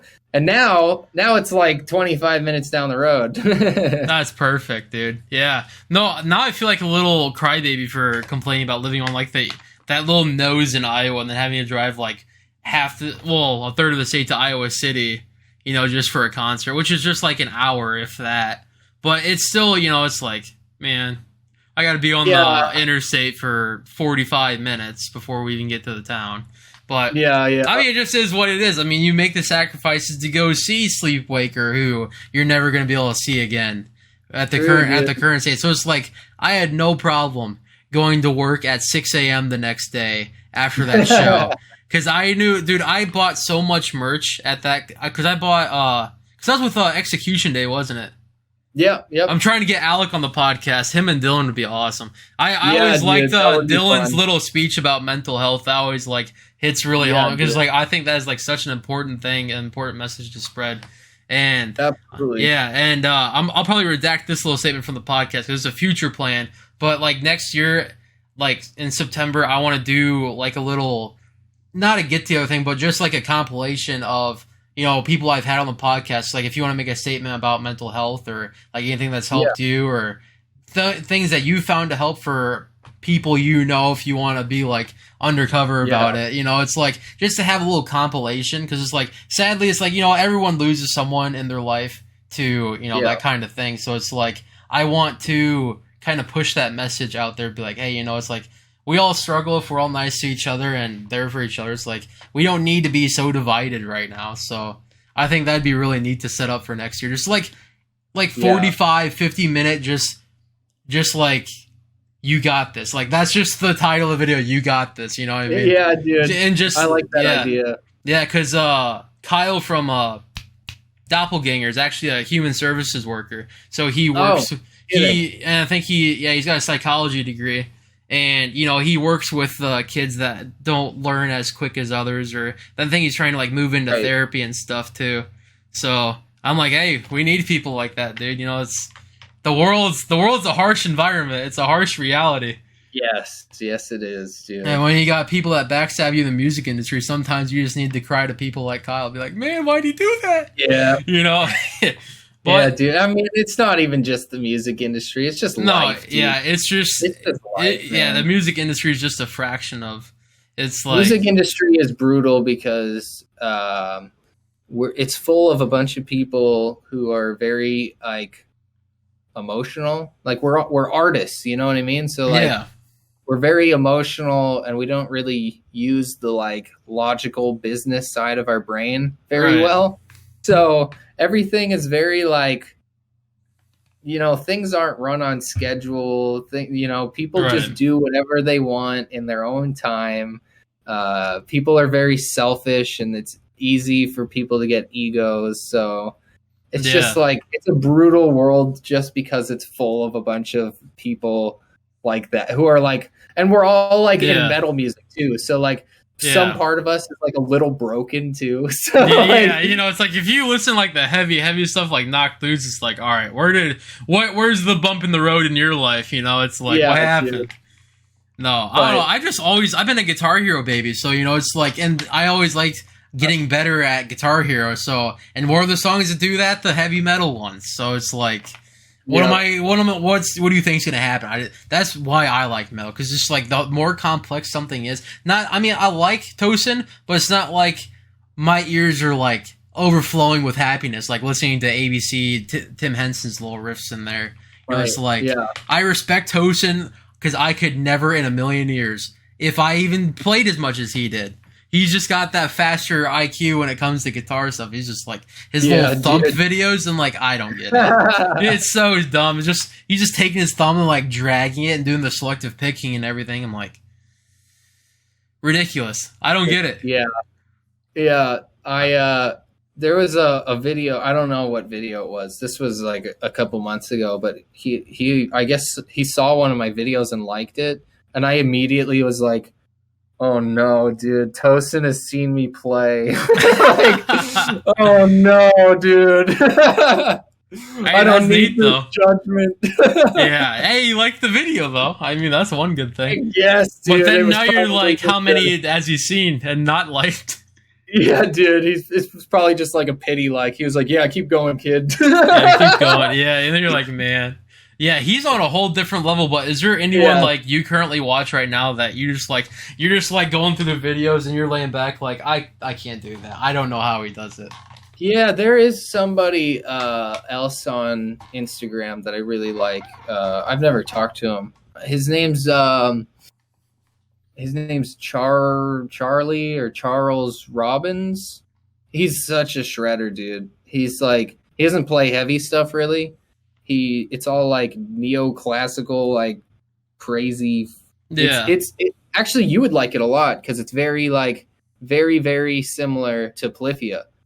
really.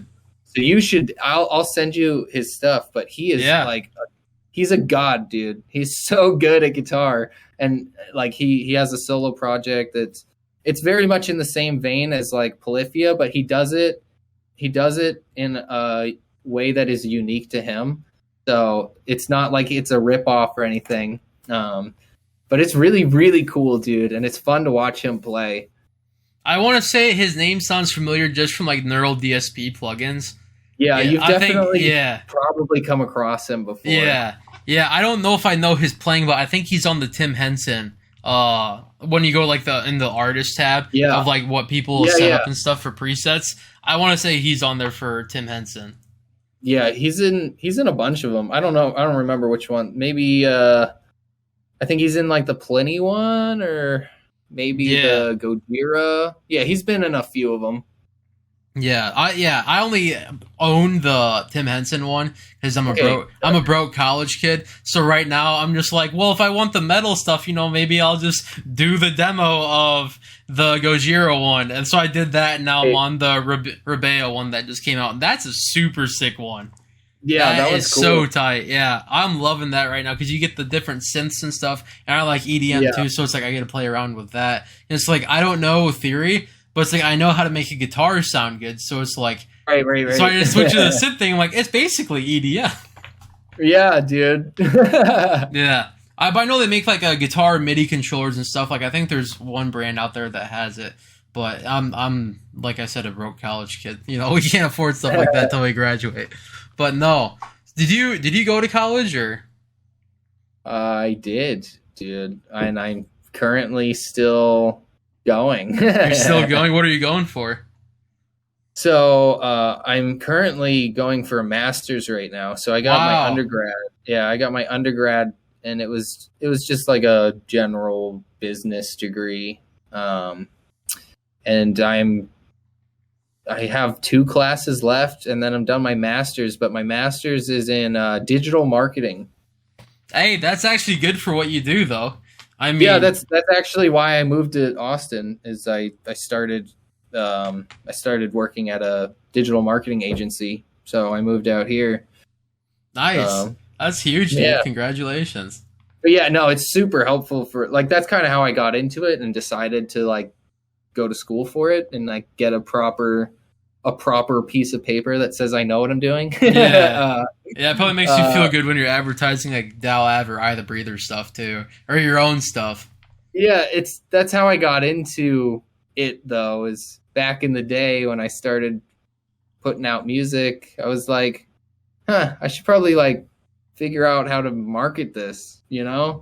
So I started down that long road of kind of teaching myself, and then eventually, I went to school, and now I work in it. I mean, that's my full-time job. I think eventually at the place that I want to get is to offer that to other bands and musicians, help them get their stuff out.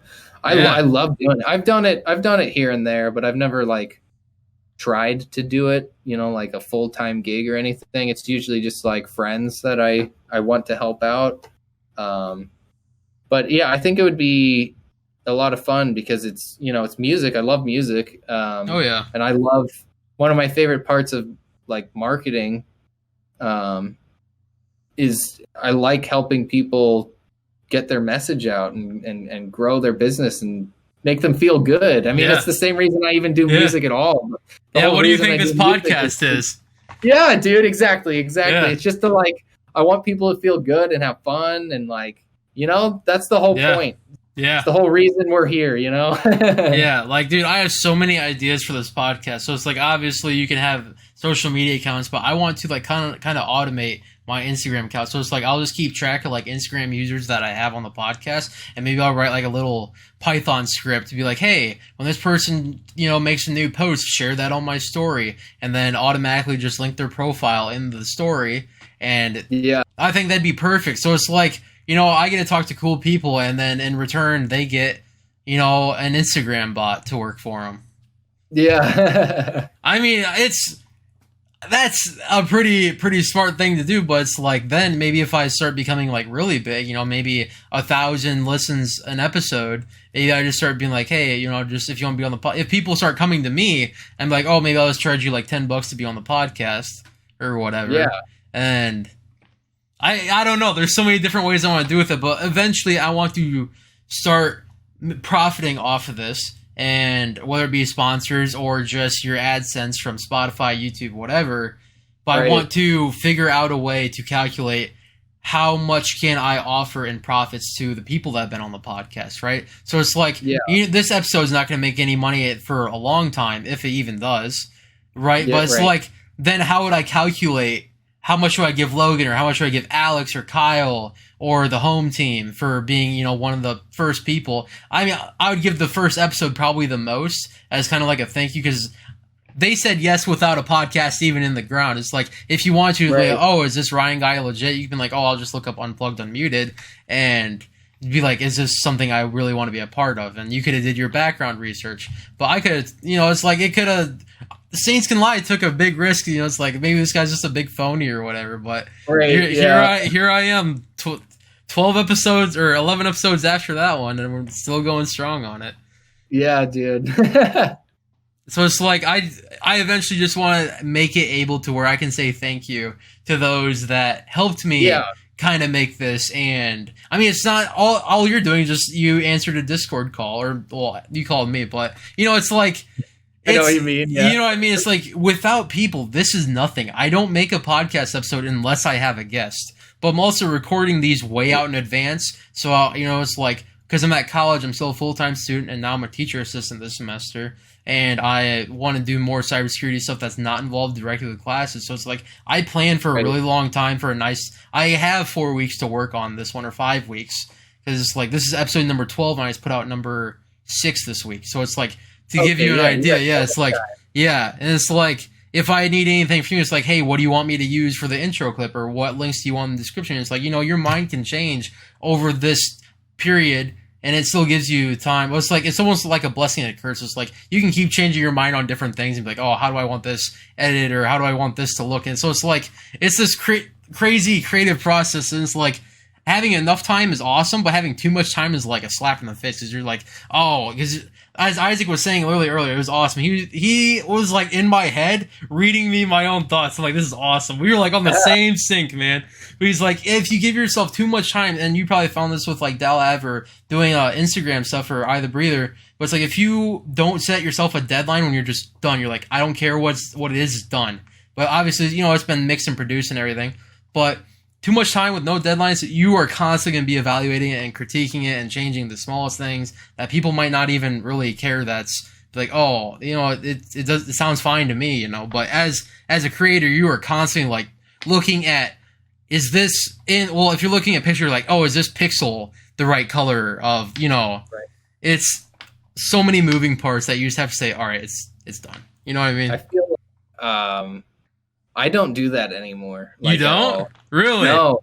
I spent my whole life doing that, and then I learned a lot of lessons by that.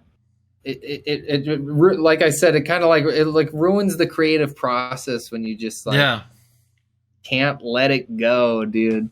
So the way that I like write music or anything is I really never have much of an intention or a deadline, because I'm pretty good with deadlines to begin with, but I go into it and it's all feeling. So it doesn't matter what the song ends up sounding like, because I can just trash it if it doesn't work for whatever, or I could use it for something else. But once you get into, specifically, we're just talking about writing music, for example. Once you sit down and write a song, and I take my brain out of it and I go, what am I feeling? Let me put it down on the instrument and record it. And whatever flow that takes me, because like I'll write a part, I'll listen to the part, and I'll go, okay, what feels right after this? And I'll do that for the entire song. And then, most of the time, if I do it like that without coming into it with my brain, I can write a pretty good song. As soon as I start going, oh, well, maybe people won't like that, or, oh, what if I, took this and just like did like I start chopping it up in my logical brain, the art starts kind of falling apart. It becomes not very good anymore. So, and honestly, I think there's something beautiful about things being a little rough, like, I don't think anybody really likes like perfect anything, because perfect anything feels wrong. You know what I mean? Yeah.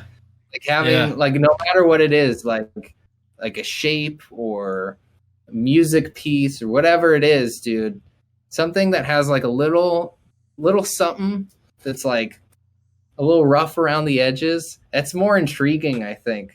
So I'm very good at, like, if I feel like in my heart that a song is done, even though like I might listen to it and be like, oh no, like I could do this and this and this, I shut that part off and I'm like, it feels good, I feel good in my heart, then I'm putting it out. It's good. I'm not coming back to it.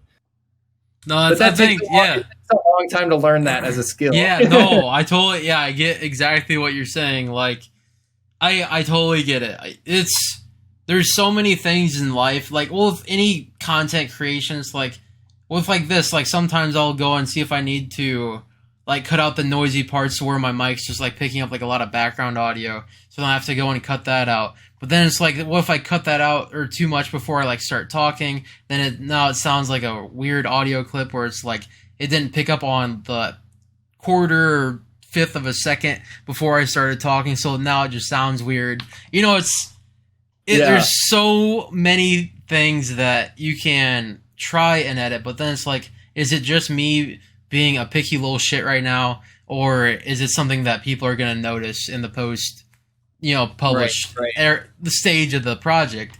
So it's like you said, it takes a long time to learn to kind of like shut that voice out, like that little devil on your shoulder just saying, hey, you're not done yet. You're like, I've been doing it all day.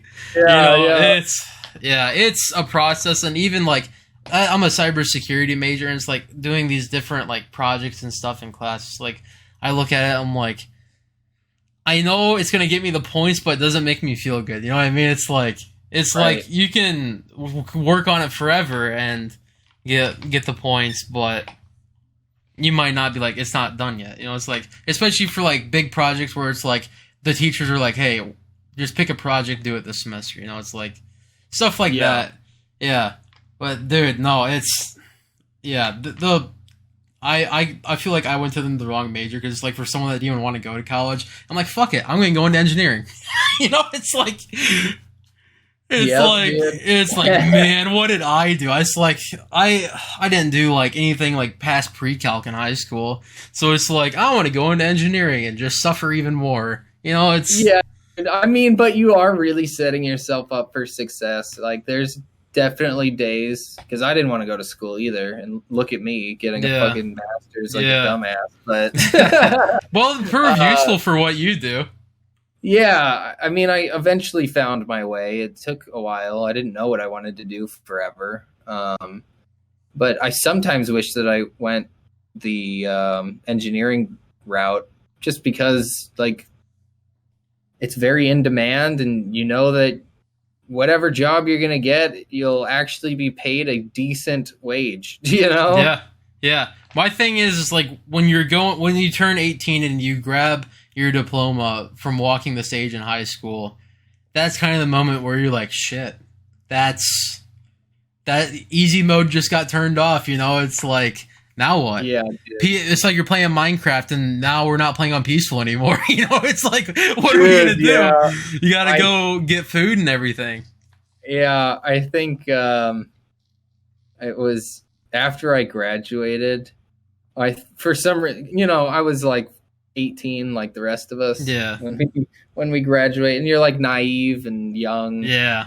And I was just like, yeah, man, I'm gonna be a fucking rock star, dude. Like, I don't need to go to school, Yeah.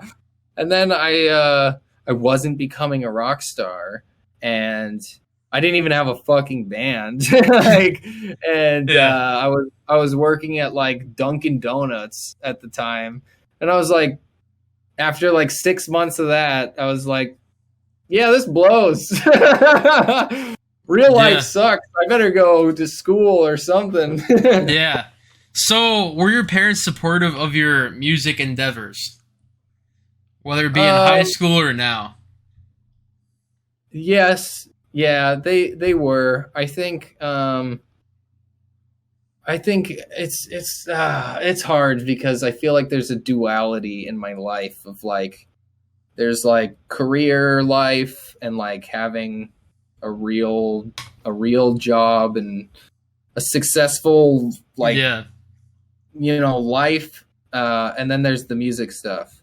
And I feel like they always wanted me to be successful with the music, but they were also like, hey, this probably isn't gonna work out, so you should make sure you have a backup plan. Yeah.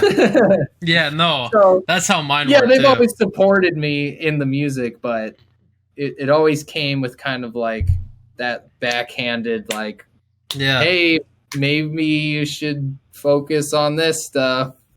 You know what I mean? Yep, trust me. You and I went through the same experience. Because I remember a specific story. I've told this probably like for 5 episodes now. But my mom basically took me to this college tour thing at like a local college, and I just wanted to play guitar, man. I was like coming home from school, and I was just like playing guitar. That was it. Or I was doing swim team stuff because I just swam, whatever. But right. I'd come home, play guitar, and that played video games with friends and went to school again or went to work whenever my little 3-hour, 4-hour shift came up, and I thought that was long. Now welcome to the real world, working 8 hours in a row. I wish that I appreciated that stuff. Yeah. But no, like right now with college, I'm trying to set myself up like by 40, I am no longer required to work. Because I'm hoping my passive income will be enough to just live. It's like, I wouldn't even care if I didn't have a house, but it's like if I just had like a nice little apartment in a nice little area of town, then it's like, I don't care. It's like if I don't have to work and I can just pay my bills with passive income stuff and go focus on what I want to do with my life, that'd be perfect. It's like, that's ultimate. Yeah. That's what I'm trying to do. But it's like, I probably still would work or try to make money because sadly, I am very infatuated with money. And I'm like, I like money to go buy nice shit and do nice things, It's like, it's not that I don't want to work. I genuinely like making value in the world. It's like, with content creation, it's like, it's like, sure, you can sit and play video games all day, like your childhood dreams were, or play guitar all day, or whatever you want to do as a kid. It's like, we get to play video games all day? Yeah, but older you's not going to like it, you're going to be a depressed little turd at the end of the day. But yeah, dude. Yeah, it's creating value in life. It's like it's crazy to think that you dread going to work, but when you don't work for a long time, you're just like, I kind of feel like a piece of shit. It's dude. It's a very weird feeling. Yeah, it's a very weird feeling. I have too many days off where I don't have like something to do. I get like really depressed. Like, I'm kind of like a workaholic, dude. You know, like I have to stay busy. Like, Yeah. you know, like I work full time, school full time. I do all the music stuff. You know, like if I don't have a moment where I'm like just really that's why I don't really play video games. You know, or like Yeah. I can't really invest into, you know, like in the beginning of this conversation, where I like story games. Yeah. Well, I don't really have time to sit down and like go through like a 20-hour story. I've always got something that I feel like I need to be working on. Yeah. No, dude, trust me, I'm the same way. So it's like this last summer, I was working 40 hours a week, or at least trying to. I only had to take time off when it came to like tests or studying for a test. So I was taking 300 level classes over summer that were in like my major. So it's like all like algorithm analysis or computer and network security protocols. And that was a 400 level class. And it's like, all right, I am taking a normally 15, 16 week class in 10 weeks. So it was like, it was like a crash course. I'm just like, holy, I'm going to do blue collar work during the day. Then I'm going to do white collar stuff at night. So it's like, I like that blend. Just like, I love blue collar work just because of the work environment. And it's like, OSHA laws ruin the fun. I'll preface that. It's like I want to be able to ride the pallet jack like a freaking scooter, man. But you know, it's like those are the fun jobs, and it's like I had really good work friends, and I still talk to them this day. So it's like getting to meet those really fun people that are really awesome to hang out with outside of work. And you just go hang out, throw down, have some drinks, and just party and have good conversations with. Because like, you know, it's not like, hey Bob, how are you doing today? How are the wife and kids? You know, it's like it's so anti that. It's very, very informal. And my old job didn't really have HR. So that was like a bonus factor where it's like you could really just roast the shit out of your coworkers. And but it was a very mutual thing. But it's like I just showed up to work, and I always tried to be like a good not motivation. It's not like I'd be like, we're doing great, guys, but it's just like, you know, I know what you mean, though. Yeah, it's like just go be uplifting. It's like it'd be like we'd clock in at like 7 a.m. or 6 a.m. if it's like 90 plus degrees out, because it's like we don't have air conditioning, so it's like, you know, we're trying to get out of the heat before the heat wave comes. Because my old job, it was powder painting, and we have this oven that runs at 300 to 400 degrees, and then we have gloves on taking these things off. So it got a little toasty in there, man. But we had this little bay door open, and just like this big old vacuum tunnel, so you got nice natural air, and then they just installed the mister and everything. So they're making upgrades to it, but you know, it's very, very I don't know. It's like if you're looking for a workout, but you don't want to go to the gym, there's a job for you. I mean, but it was fun though. I mean, you get to work with cool people and shoot the shit all day, and I mean, you're working in a loud thing because you're by CNC machines that are cutting metal, but it's fun. You're working with good people. It's like you're doing a workout, so then you're getting that little psychological benefit from, you know, you're doing hard work, and then you're also creating value. So it's like you're knocking out a workout and creating value, and those two things that I've heard from the one psychology class I took really do help your mental health. They do, they do. Yeah, and that was kind of the beauty of taking that psychology class. It's like it's just like when I get depressed, I can easily be like, oh well, it's because of this. And 99% of the time, it's my own doing. I'm like, oh, I hate myself. It just makes it worse. Yeah. It's like, I know what I did wrong.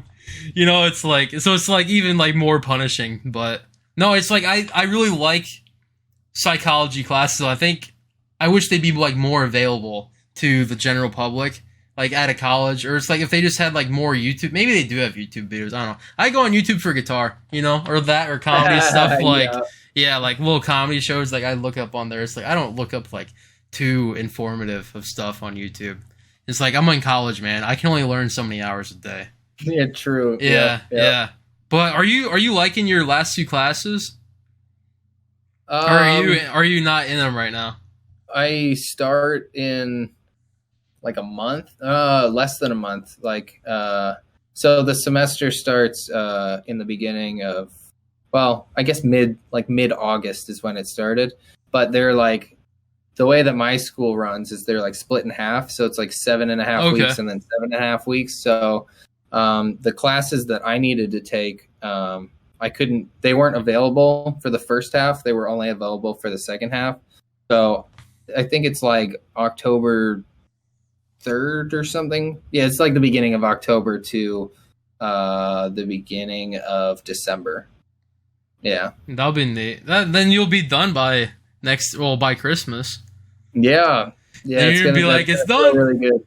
And then you're done after your master's, aren't you? Like, you probably just cut it there. Yeah.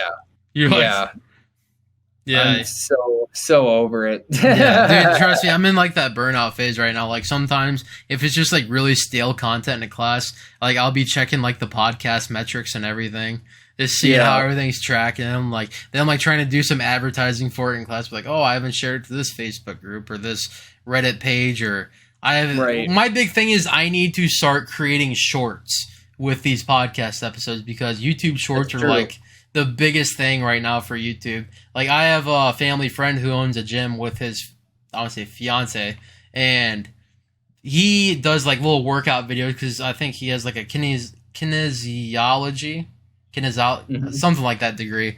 And so he knows like a lot about the human body and just nutrition and health and everything. So he makes these YouTube videos that are like 5 to 10 minutes or 20 minutes long if it's a workout video. And those maybe get 20 to 30 views, but then he makes the YouTube shorts like super condensed, and it takes more editing and stuff, but he's getting like over 1,000 views on them.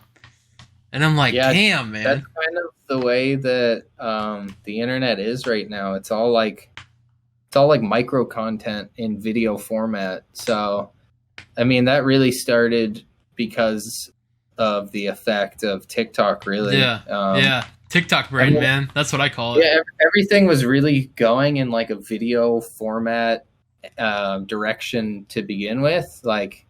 But then I think with TikTok and the pandemic, it just like really like blew it up, where it's like, if you're not posting like 10-second like video content, then like, like your stuff doesn't do well. Like, you can't really, nobody really cares about like photos or like text anymore. Yeah. It's just all, you got to feed it all to them on a spoon, dude. Yeah. Like, it's just video and explain it, and that's it. Yeah. It's so crazy, because like I personally like listening to podcasts or audiobooks. So it's like, I'm not gonna be like, oh, I'm quirky and different, but it's like, I'm not just into the TikTok type stuff. It's like, if I find a really good podcast host like Bertcast or Howie Mandel Does Stuff or the Monday Morning Podcast with Bill Burr, or I might have to redact this name from the podcast, but they used to be called Cumtown, and it's exactly spelled how you think it is. But it was with 3 comedians, Stavros Halkias, Adam Friedland, and Nick Mullen. I don't know if comedy is your type of deal, but if you like kind of like more R-rated comedy, that they are not very too friendly with political correctness, but they're not like blatantly racist or anything. But it's like they toy around with some anti-PC ideas just as comedy. So it's like it's like a breath of fresh air when everyone else is like getting canceled, like Chris D'Elia or someone, or like what's his face, Jimmy Carr, for his he just released he released the dark stuff, his dark material on Netflix, and he got backlash for that when it's literally called his dark side or dark. It's like, how are you going to say he's a terrible person when he basically gave you, hey, if you're soft, don't listen to this. It's like, like you better not even come in his direction. It's like, he told you. I don't know. It's very interesting, the world that we live in now compared to like 20 years ago. But it's like, it's a blessing and curse. It's like, obviously you need to have like some moderation for the internet keyboard warriors. So it's like, they can't just say anything and everything to people, because it's like, maybe I could just be an internet troll. I'm like, oh, I want to fuck with Logan today. Like, fuck you, Logan. Your riffs suck. Just stop playing guitar. It's like, but why? Well, no one's gonna say that to your face ever. Ever. It's such a false reality that people live in on the internet. And it's like, and then it's like, we can get into a more philosophical side of things. Like, so what do you think? Do you think maybe social media should just be blocked for people under 18? I don't But think the, so. yeah, Yeah, I don't think so. it. Well, then how do you think it should be moderated? Because like as a little kid, you can just be like, just you can get away with anything on the internet. It's like crazy. But I mean, we had the internet under Yeah, 18. yeah, and look where that went.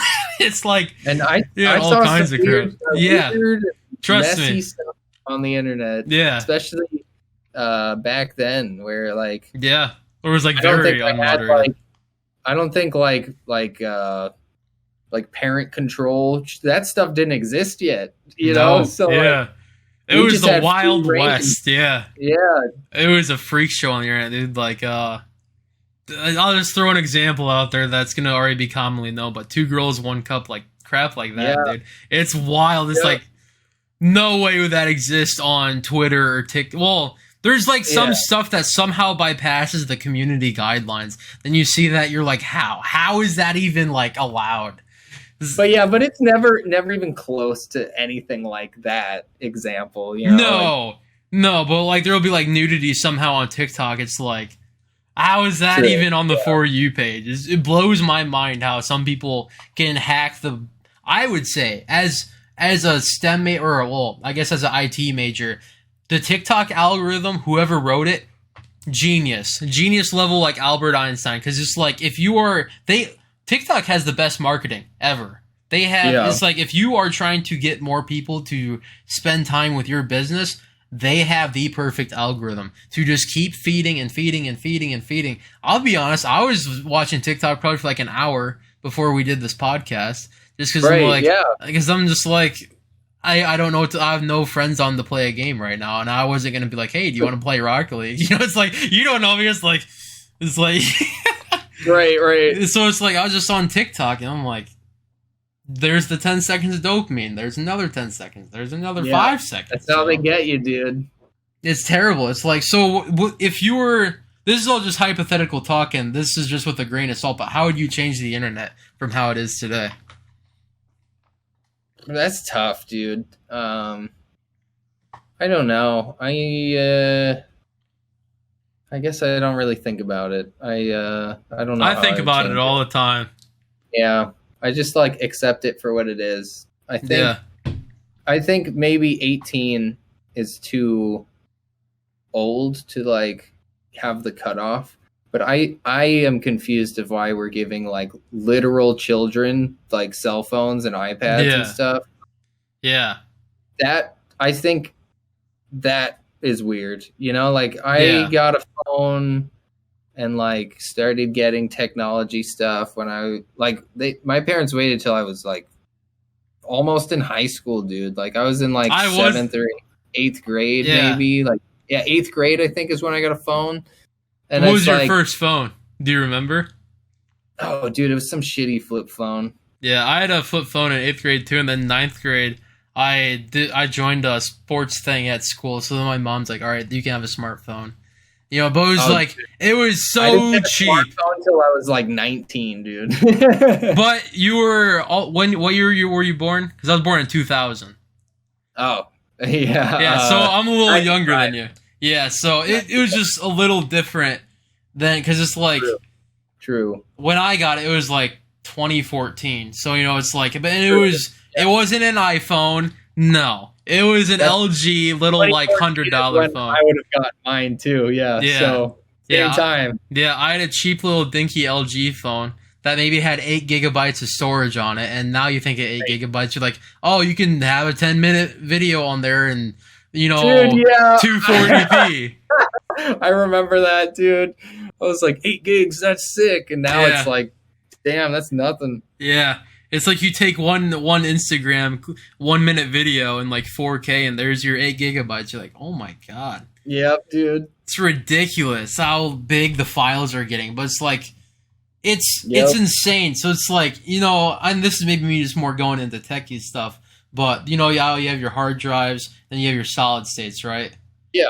You can't. No modern phone runs on a hard drive. It's all solid state. So, and that technology costs more.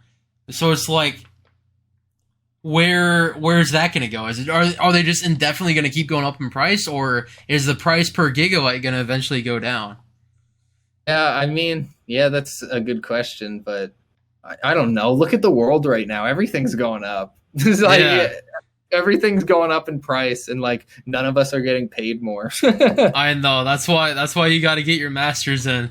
Get the extra 20, 30,000 hopefully a year. Yeah, we'll see, dude. That probably won't happen, but it landed me this job, and I'm not even done with it. So That's good, dude. so like I kind of got the extra money, but yeah, in a weird way. Yeah. Yeah. It wasn't like I was already in the career, got the degree, and they were like, "Sick, more money."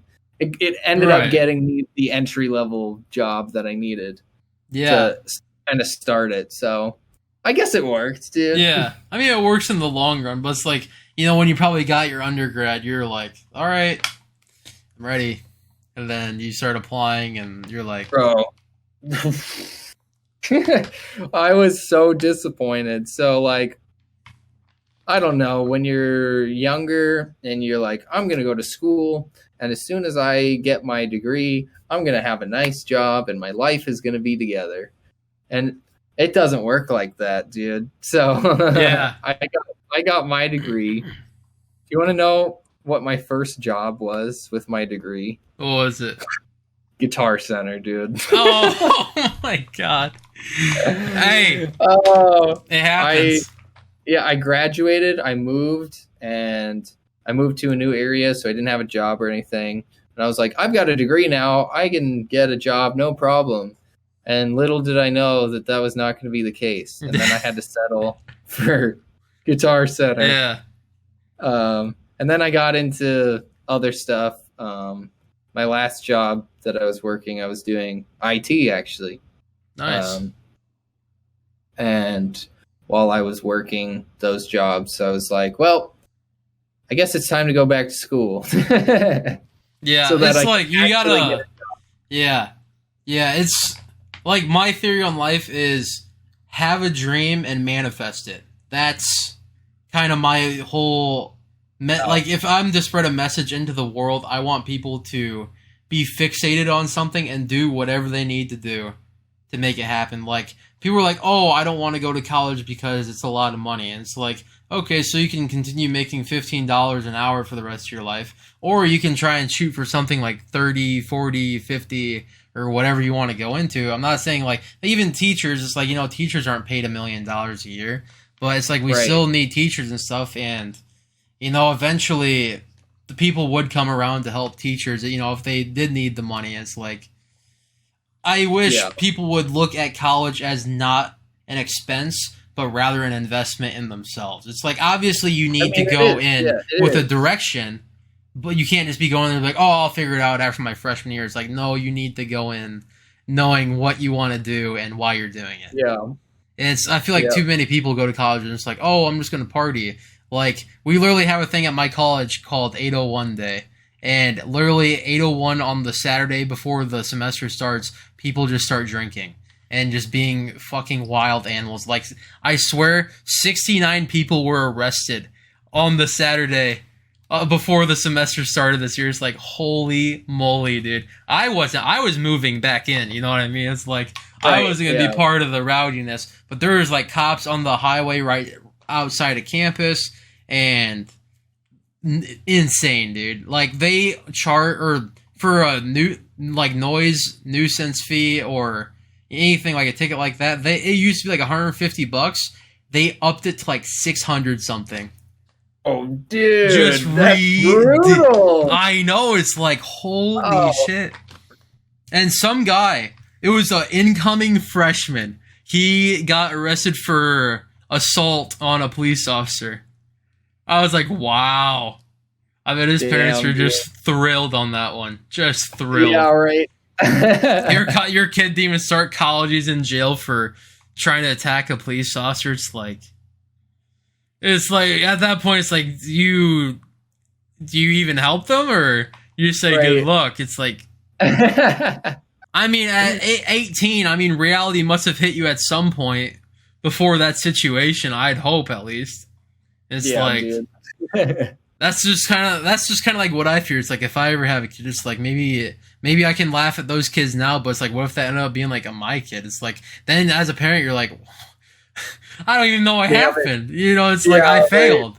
It's like that's like everyone's like biggest fear as a parent is like, am I gonna get a shitty kid turnout? You know, it's like you put in the Yeah, 18 years or however many years you need to help them like get on their feet and go be a productive human. But it's like there's so many different things that could happen. You know, it's like maybe they yeah. get into There's a a lot bad of factors accident. that Yeah, could.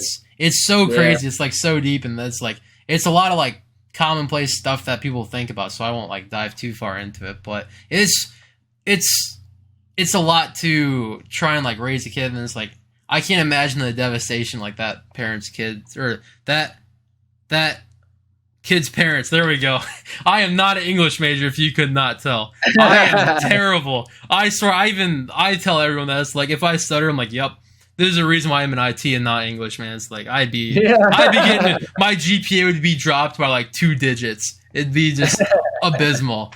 But no, so it's like I don't know. It's like I mean, I'm just 22 right now, but it's like you're a little bit older. It's like I don't know if you ever thought about starting a family, but those are like things you think about. It's like what if I have a daughter and then she just turns out to be, one of those girls, one of the OnlyFans girls? It's like then you're like, where did I mess up? You know, it's like that's not what you want to put in the world. You want like someone like hardworking and does something good. Yeah, dude. I think it's like yeah, there's so many factors that go into like how people end up the way that they do, but it's like very much like you can only really do so much as a parent, you know what I mean? Like Yeah, um and a lot of it really has to do with like learning history, which is yeah, like based off of somebody's environment, and like your parent can't be there all the time to like make sure that everything goes perfectly the way that they want. So right. that's why they can only do so much. The rest of it is like, well, I went off to school and these things happened, or I went off to summer camp and Yeah, this happened. You know what I mean? Like a lot of stuff happens yeah, outside of like the house. So it's very much environment that like affects the way that we kind of turn out the way that we do. yeah, Um, and then yeah, I don't know. It's all how we like learn to deal with situations in our lives. yeah. So I don't know if I were ever a parent. I don't really plan on being, at least right now in my life. I don't see it in the future. Yeah, you'll But find that special someone. You're gonna be like, all right, I need a mini me. I have found that special someone, and we don't want a family. Really? Yeah, Well, do you guys have any fur babies, like any animals or anything? yeah. We have two cats and a dog. Nice. How do the cats get along with the dog? Oh, they all love each other, dude. Really? Yeah, they're all homies. They all just That's hang out. awesome. Yeah, because it's And like back at home with my mom, she has like 3 indoor cats, and it's like you might be like, oh, everyone's like, oh, 3. It's like, what the fuck are you guys doing? It's like 2 is like the limit, man. But yeah, it's just like one we got. Well, basically, when I was 5, me and my dad were in the sandbox, and this stray cat came up. I'm like, oh, we got to give it chicken and milk or tuna and milk, whatever. Well, the next morning, right. the cat's like, all right, I'm living here now. Just outside in the morning. Like, hey, man, you got any more? So then my mom eventually got cat food, and then that cat ended up. It was a girl, so she had a couple litters, and then eventually we got that taken care of. But we kept one cat from the first litter, and we still have her. Her name's Oreo. She's 15, a freaking ancient dinosaur at this point.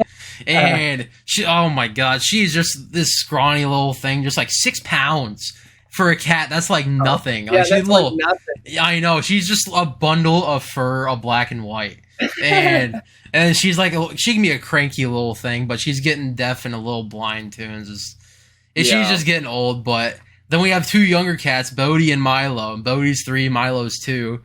Bodhi deals with anxiety, then Milo is like polar opposite Bodhi. He's like does not give a shit about anything.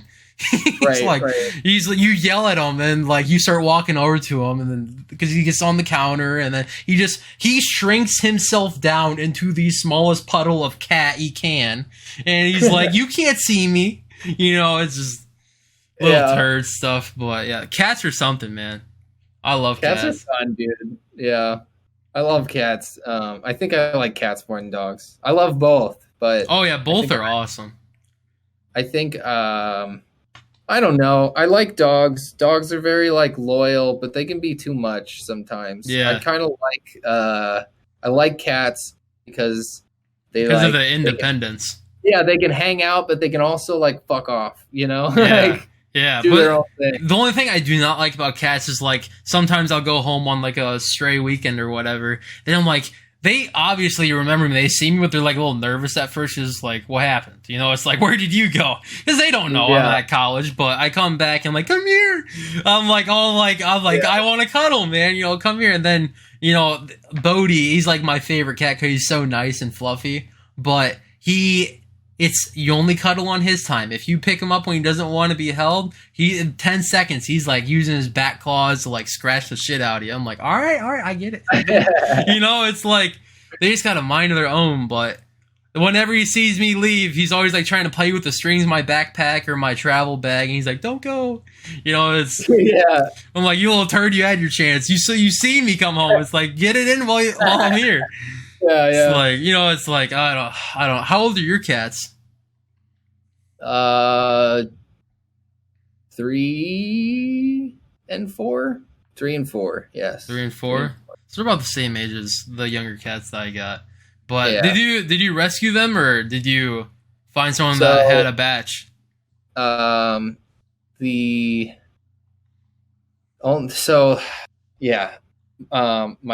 lady had the dog and one of the cats when we moved in together. When I met her, and then we moved in together. And then it's actually really funny. We were hanging out. We were literally having a conversation about how I've always wanted to like raise a cat from like a kitten age. Yeah. And I could never do that because my mom was like, she's extremely allergic, so we could never have cats when I was a kid. But I love cats, so it's like something. Yeah. It's an experience I always wanted. And like literally right after that conversation, she went to school, and at school she found our cat that we have now like hiding in a car engine, and she brought him back, and we kept him. Yeah, so it's like kind of crazy. Yeah. And it was like whatever higher power you believe in, if any at all, it's like, hey, here you go. You know, right? It's pretty crazy. Much. Yeah, that's what it felt like, dude. Yeah. So what do you name that cat? I don't know. Do you like anime at all? Personally, I'm not into anime, but I have friends that watch anime, so I might get a reference. Have you ever have you ever been into like Mortal Kombat? Yeah. I played a couple Mortal Kombat games. The older cat is Kitana from Mortal Kombat, and the younger cat that we found, I named him after one of the main characters of one of my favorite animes. His name is Lelouch. Okay, that's still a sick name though. I mean, even without me knowing anime, it's like, oh, I got you. But yeah, it's fun. Yeah, I don't know. I just never got into kind of like the art style and the animation of most animes. But it's like I get everything's kind of like different from one another. It's like different series have different artwork and animation styles.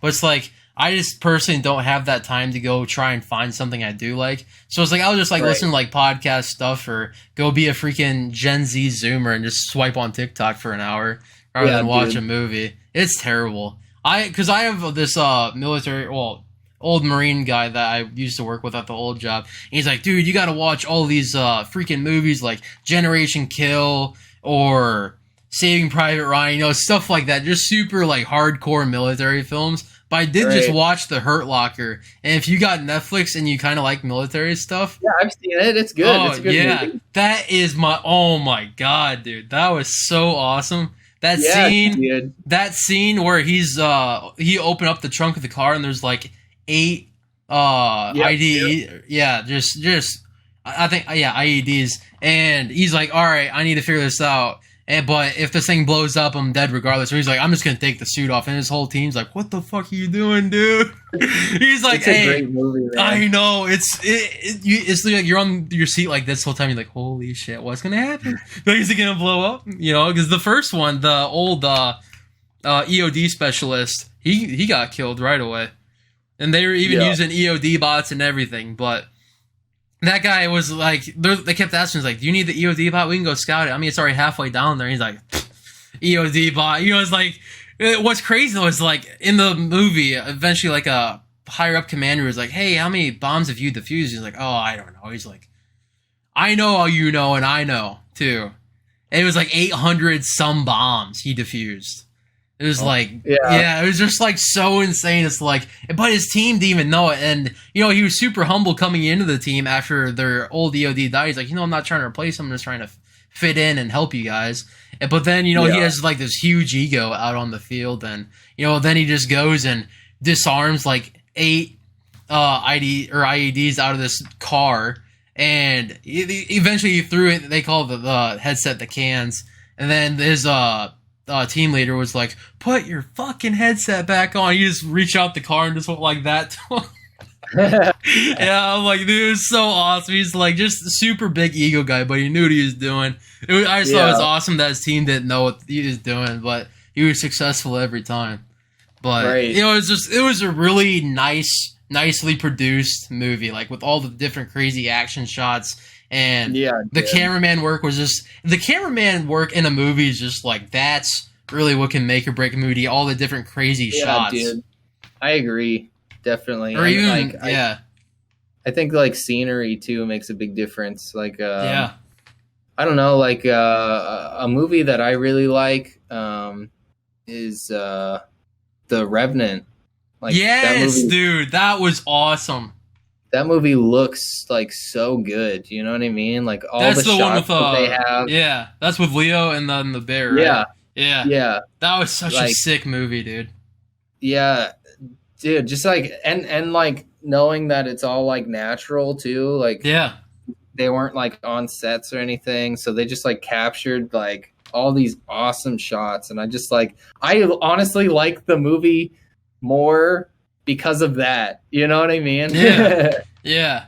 It was so crazy. It's like they just like, oh, we're gonna do a movie on this researcher from like the 1800s that killed a freaking bear, and it's like, how do you even like bring that up after 200 years? It's like, why didn't you do it in like the 1930s or 1940s? Right. Then it's like you didn't have the CGI. You're not gonna put an actor in with a freaking bear. It's like that's just a suicide mission. But I mean, they made it still look pretty real with modern technology, and I don't know. I would. So it's like, how in games now, or like even in music, people will kind of like remix, remaster certain games or music. I would like to see that done with movies. I would love to see that done with movies, like stuff from like the 50s or 60s, or even like older horror movies like The Shining. Like, what if they redid The Shining? Yeah, that would be cool. That would be cool. And so it's like, I wonder why they don't do that. It's like, I understand, like it's a lot of money to kind of redo stuff like that, or even like Nightmare on Elm Street or Halloween. But it's like, think of like how much cooler it could be. And but then you have the old hardcore fans like, oh, you're gonna ruin it by adding all the new stuff. Yeah, but it's like the old stuff's still gonna be there. It's just bringing a new spin with modern technology and assets into the mix. And it's like, maybe you'll make it better, maybe it won't. It's like, I would like to see that. It's like how, I don't know, to me it's like Top Gun 2, it's like Top Gun Maverick. It's like how they kind of, it was very similar to just, the regular Top Gun, but Top Gun 2, they had all the new stuff. And, and even hearing, I think, don't quote me 100% on this. It's like, don't come out from my head on this one, but I think Tom Cruise was actually flying the jet and everything. I'm not entirely sure. I know he knows how to fly him. I feel like I saw something about that, but I don't remember. He might have been. I don't remember though. But I feel like I saw something about it. Did you see the movie? I haven't seen it. I didn't go see it. God. Dude, it's killer. When did that come out? It was like early May, or maybe mid-May. That was like right when I started the process of like moving, and so it was just a bad time. So I hadn't gone and seen really anything. Like May to like the end of May to the beginning of July, I was like, nothing is important right now. Yeah, you had to get moved for the new job and get all set up down. Dude.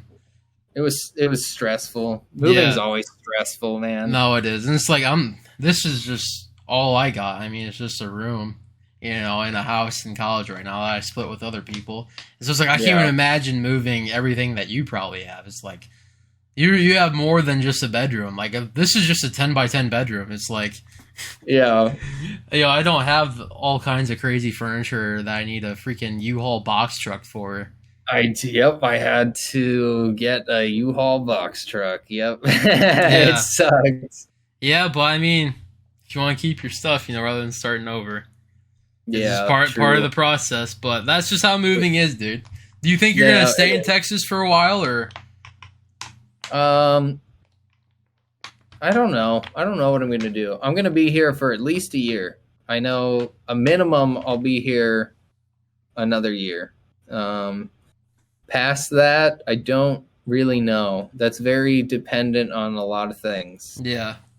Oh, So probably mostly on your job, depending it on has, that. yeah, it has a lot to do with my job. And then I don't know. Yeah, Maybe I won't be happy with it in a year, and I'll yeah. be You like, never know. or maybe like some crazy band will be like, "Hey, you want to come tour the world, Yeah. bro?" I'll be like, "Yeah, dude, fuck this job."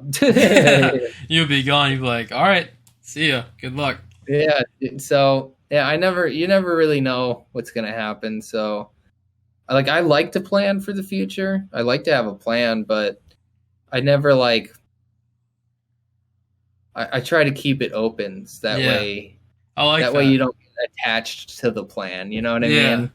The yeah, plan is like it's very loose. It's like, all right, this is the idea, but how we end up getting there, or what happens when we get there, is probably not going to be what I'm thinking right now. yeah, yeah. Well, just like you said, when you graduated high school, you're like, I'm gonna be a rock star, and it's like, oh, I guess Yeah, that didn't work out too much.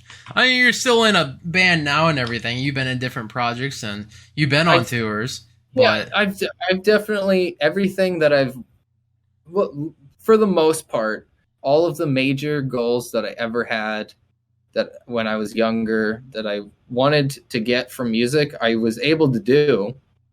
But you just have like a different idea of things in your head.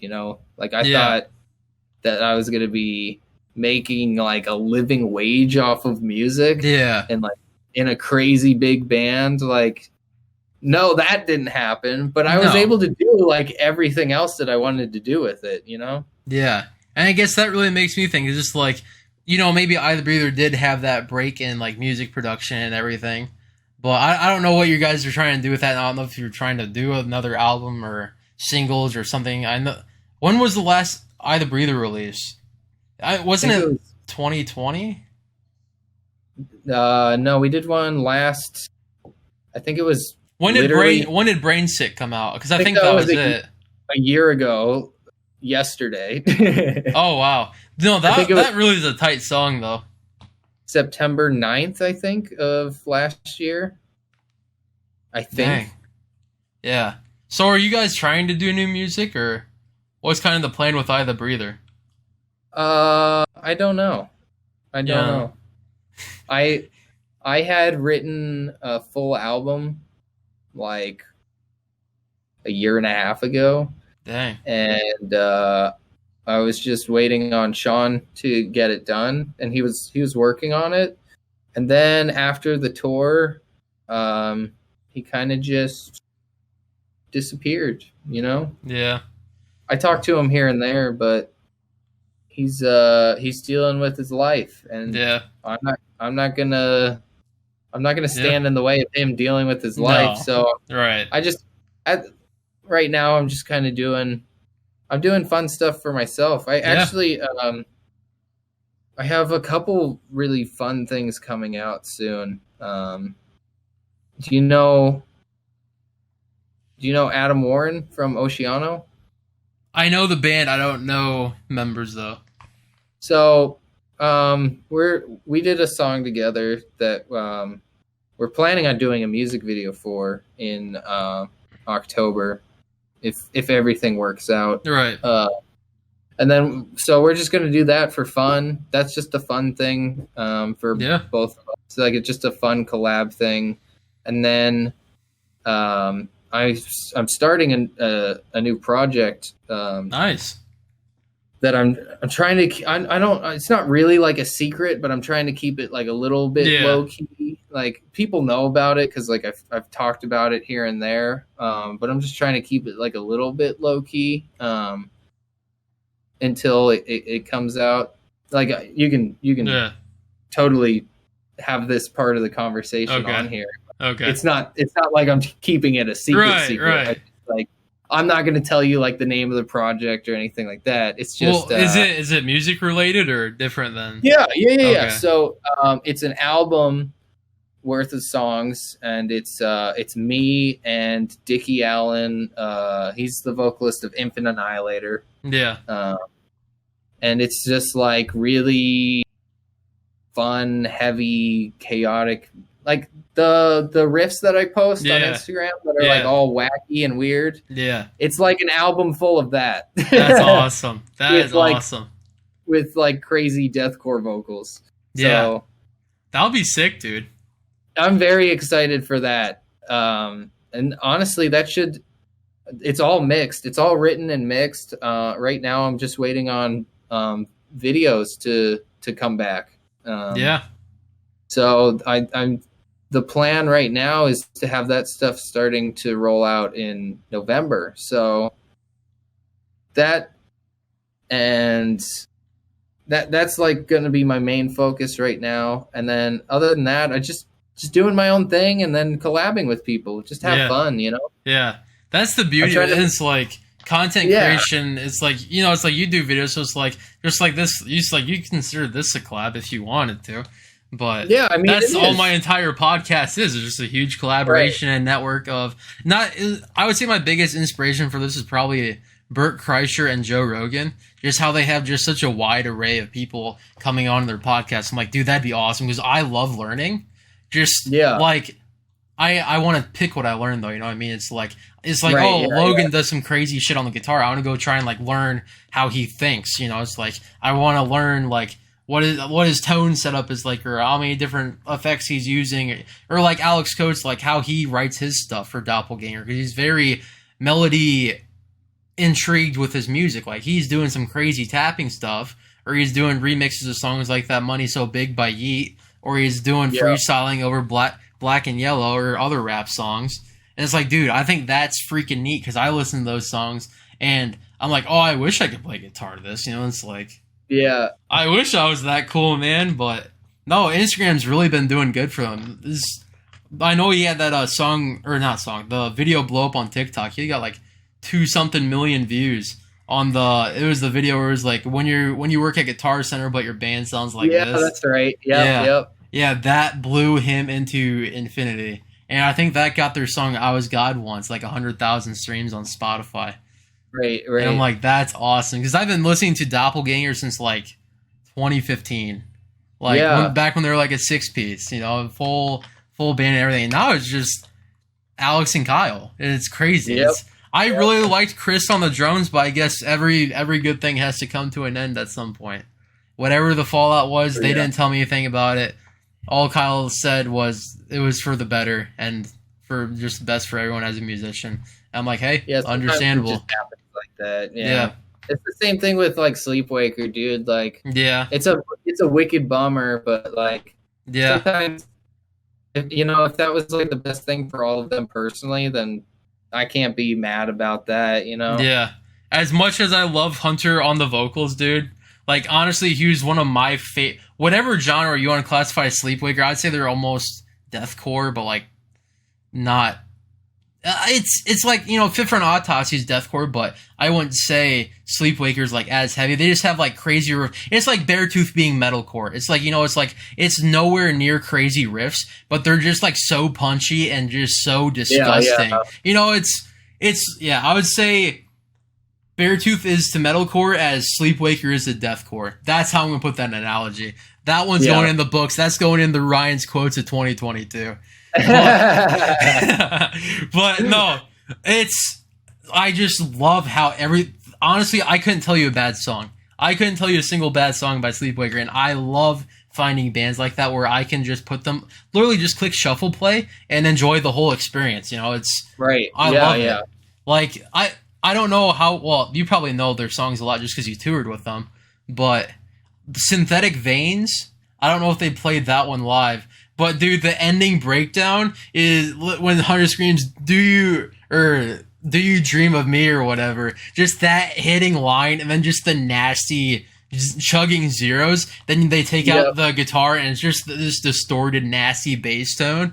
I'm like, oh my god, man. Yeah, dude. So sick. I am so happy I bought a CD from them and got it signed. The Don't Look at the Moon album, yeah. That's my personal favorite from them. Really? Yeah. What was your favorite tracks off that one? I think the title track actually is my favorite. And what's the Broken Teeth? Is that the other one? Maybe. I'm bad with song names. I'll pull up their Spotify real quick. I'll throw that. I don't even know my own song names. No, I totally get that. I'm not that good with song names unless it's like I'm like fangirling for that week. You know what I mean? Don't Look at the Moon. So they got Turnaround. That's my personal favorite. That's the track one. That's the one they have the metronome, the lo-fi crash cymbals, and the unplugged guitar. That is such a fucking awesome sound in the beginning. Yeah, dude. Oh my god, I was nerding out. I still hear that song. I just blast it in my truck. I'm like, oh my god, this is perfect. Yeah. But no, so they got Turnaround, Hell, Eclipse, Broken Teeth, Don't Look at the Moon, Dream Eater, Don't Look at the Sun, obviously, Don't Burn Out Your Eyes, Tongues, Relief, and Breathing. Yeah, I stand by Broken Teeth and Don't Look at the Moon are my favorites off that. Yeah. Yeah, I personally Turnaround for me. I just like those. Turnaround is third. If I have to just pick two, I guess. Yeah. Then You said Broken Teeth and Don't Look at the Moon. I'll have to really sit, because my thing is like I'll just click like play, and if something doesn't entirely like stick out like a sore thumb to me, like Candlemakers, This Little Light of Mine, that little thing. That's one of the hardest breakdowns of all time for me. Just that girl singing. I just really like that high contrast, and then I'm just gonna rip everything to hell. It's just disgusting. Right, yeah. I love the contrast with that. But I'll have to go check those out after this podcast. But no, I really like the Paranoia, Candlemaker, Lost in Dreams, and Sun Cult off of the Lost in Dreams album. But for a first album, they came out with a punch and a half. I was like, yeah, dude. I really am bummed. But no, then Frankie was posting like some vocal stuff on Instagram with, I can't remember who, but he's good with vocals. I think it was Lee. I don't remember his last name, but he's the guitarist of Hollow Front. Oh yeah. They're good buddies because they're both from Grand Rapids. I think they live together actually. Yeah, I think they do too. But then Hollow Front and Sleepwaker were like buddy bands or whatever. But then they also got who else? The Spirit Breakers up in Grand Rapids too. Aaron Ludus also plays in, yeah. They actually, Spirit Breaker came to play with Doppelganger. Oh, yeah, nice. Yeah, it was Lightworker, Spirit Breaker, and Doppelganger, and like maybe one more local band from like Iowa. I wanted to go see that one so bad, but I had like finals that week, so I just texted Alex. I'm like, I'm sorry, dude, I want to go so bad, but I got to be responsible here. Yeah. Yeah, but no, they were Doppelganger was supposed to open up for Enterprise Earth when they were coming through like my part of Iowa, but then they lost Chris, and then it just I was so bummed. Yeah, but I still bought Doppelganger merch because they still went to the show and hung out. I got to meet Kyle and Alex and all that stuff, and they signed my guitar, and it was still a super sick experience, dude. Super sick. What would you say your favorite concert of all time has been? Whether it's performing or just seeing. Damn, dude. That's a heavy hitter, isn't it? Yeah, that's kind of tough. It would have to be one from a while ago, I think.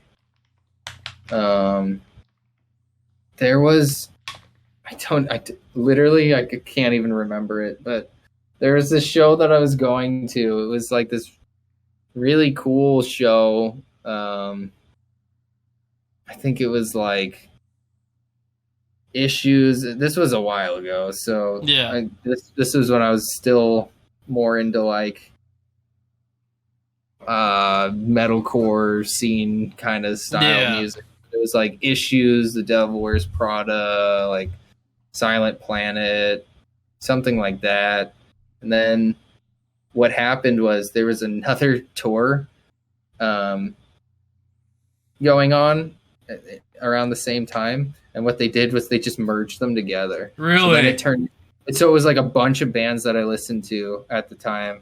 Like I think like Volumes jumped on. It was like a crazy lineup. I don't remember it all because this was like a while ago, but it was like a nice surprise because like I had already got a ticket and like my ticket price didn't go up, so like I paid for this one show and got basically two, and it was like all bands that I was like in love with.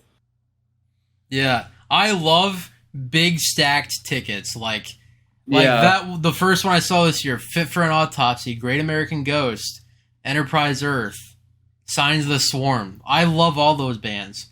Personally, black metal's not for me. So Ingested, I was just like, I respect the music, I respect the creativity that goes into it. I'm just not a black metal guy. So I just kind of like tuned out for that part of the concert. It's like I get there's a market for it. It's more of a niche market from my understanding. It's kind of like Thal in a way. It's just like a smaller community. It's definitely a little bit more niche, and it's a harder listen for like the average person. I don't like that style either, but I don't have to like it. There's other people who like it. It's like you said, the metal community is becoming too gatekeepy. It's like you just listen to what you like, and if you meet someone else that likes it, then go hang out with them. Yeah, I don't like it, but I would never talk shit about the music, or if you like it, I would never tell you like you're an idiot for liking it. You know what I mean? Yeah. So like the only time I ever bash someone for what they listen to is when I ask, hey, what music do you listen to? And they say, oh, I listen to everything. And everything is just what's on the top 50. Answer. I know, I hate it. I literally, back when I was like on Tinder and everything, I'd be asking the girls, like, hey, what music do you listen to? And they say, oh, everything. I'm like, oh, so do you listen to Igor or Igor? How do you pronounce that band? We're doing like grotesque opera filled with like blast beats in the background. It's like, hey, do you like this? And they're like, unmatched. It's like I just hate that response. It's like, tell me some like fucking band names or something, man. Like I don't care. Like, or just tell me I only like what's on popular on the radio. It's like there's no shame in that. It's a real answer. Like I don't just give a real answer. It's like if you listen to everything, I'm gonna start sending you everything, and you better like it. It's like it's like my only thing I don't really listen to is like country, just because like I don't know. It's not energetic enough for me. I like the energy music brings, or like because of that, I love dubstep too, like stuff like Excision or Midnight Tyrannosaurus or Subtronica or Trampa.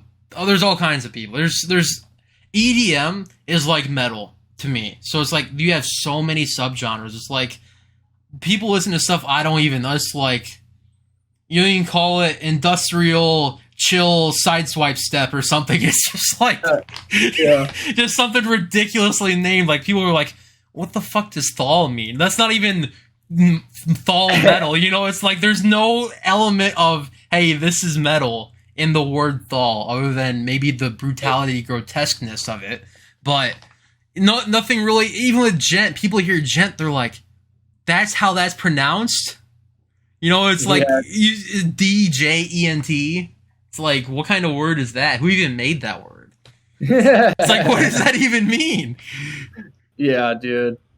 Yep. It's just like there's so many different genres that in music is, and just think it's like, what 200 years ago we're listening to blues, or I don't even know when did blues start? I don't know, or was it just like blues? All opera based? I don't know. Blues started a bit ago, but I don't think it started becoming popular in like mainstream until I don't know, maybe like the 40s or 50s. I don't know if that's accurate. Maybe during like the Harlem days of New York. Yeah. Yeah. But I always like looking back into the roots and just being like, oh, this person kind of helped be the godfather of this. And it's very interesting to see people, like, I don't know if I told this to you or Isaac earlier, but I like when people break the social norm of the current age of music so then we can keep progressing as musicians. I think I did tell this to you already. Sorry. Yeah. But, yeah, it's like, you know, going back and listening to Elvis, it's like he was basically cancel culture back in the day was trying to cancel Elvis because, you know, he liked to do his perverted dances. Like, if they saw what was on TV now, like Netflix's How to Build a Sex Room, are you kidding me, dude? That's what Netflix is having on now. It's like, dog. You know, kids got Netflix too, right? One episode of Game of Thrones. Yeah, first episode. Oh my god, yeah. It's like they would not even they just like turn into like the angriest Karen of all time. It'd be like David meets Goliath in Karen form. It'd be just ridiculous. But I don't know, man. I feel bad because like we're going like 2 hours 45 minutes of like holding you hostage. It's like my only issue is I really gotta pee right now. That's it. That's my only go pee. Post editing allows cutting. I got Sony Vegas Pro. I'll be right back. All right, you're good. Quick intermission. Quick intermission.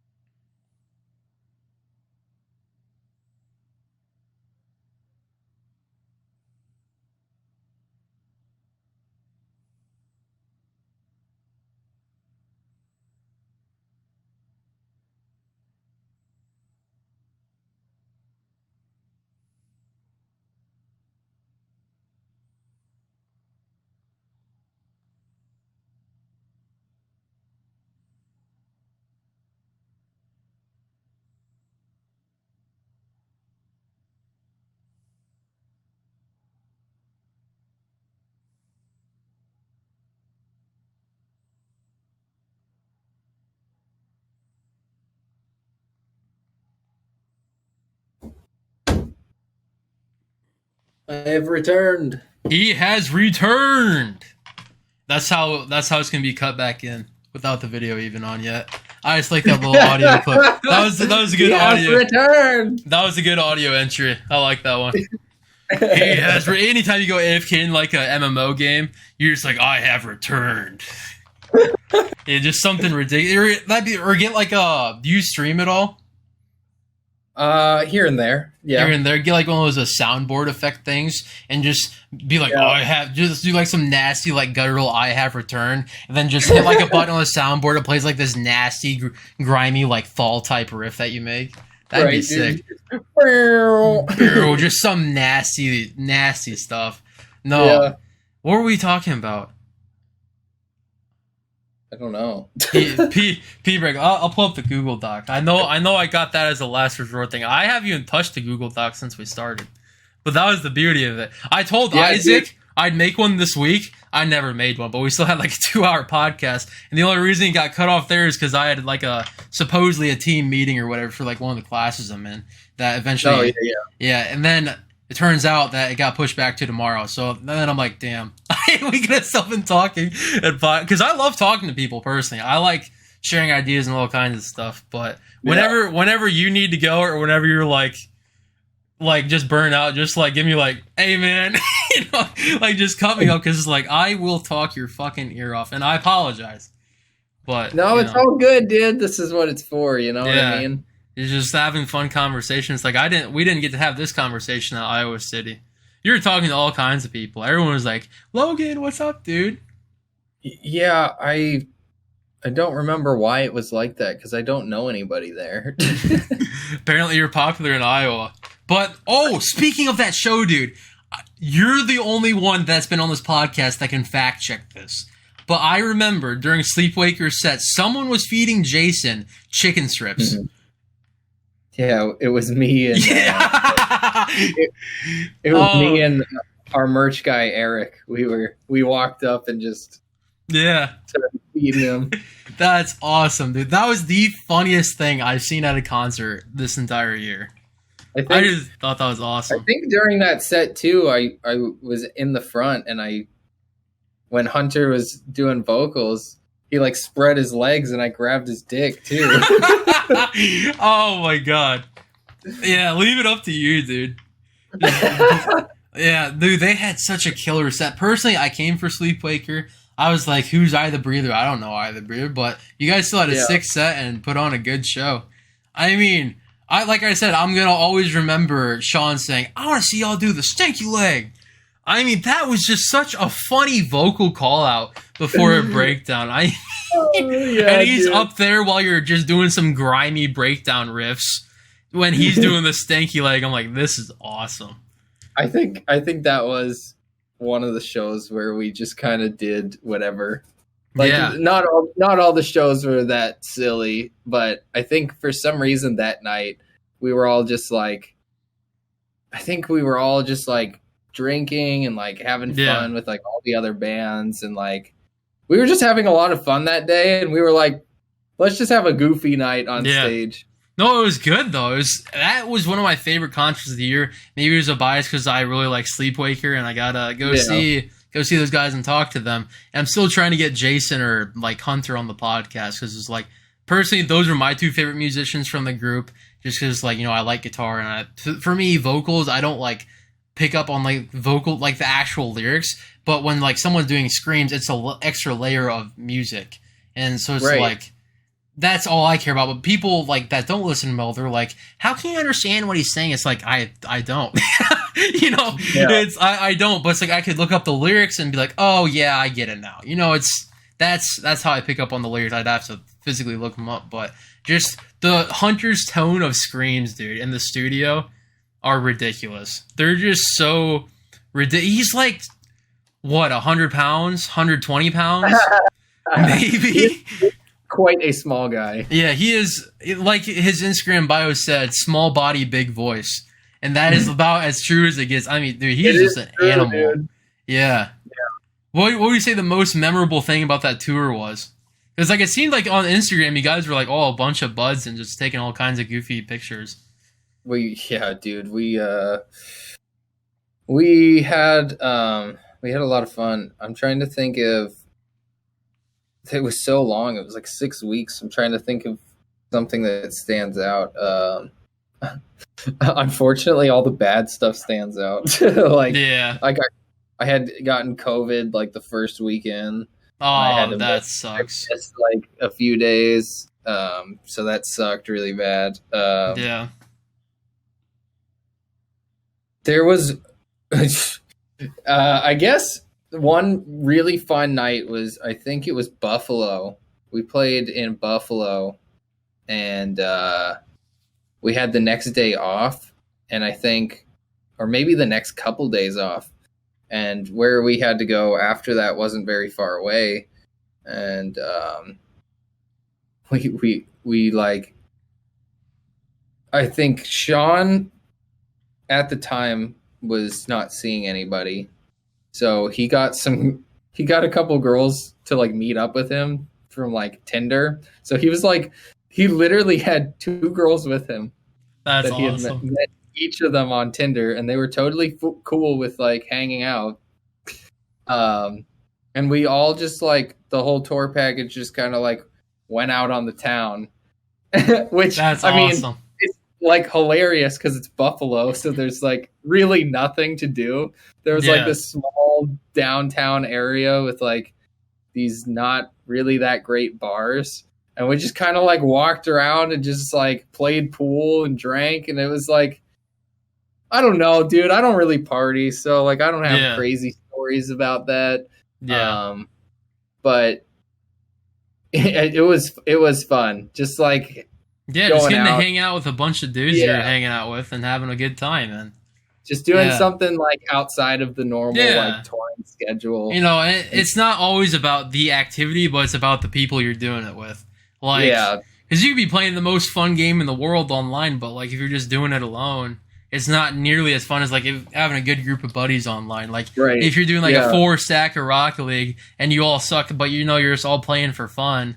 You know, it's like that can be the best night of the week. You know, you're just all maybe you have a beer or two or whatever, and you're all just drinking. My honestly favorite thing now is now that I bought this webcam for the podcast, I get my online buddies, and they've had webcams forever just for like playing online games. But because I got a double monitor setup, so it's like I can have my buddies on one screen and then my game on the other screen. So it's like a LAN party, but like it's not. You know what I mean? It's fun, dude. I like it. Yeah, I have.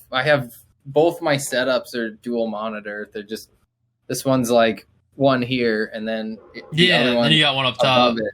And then my other setup where I do like gaming and like I'll talk to people, they're like next to each other like that. And I use that one sometimes for streaming too. Where it'll be like the game and then like the chat. So I love that setup, dude. It's so fun. I know. Yeah.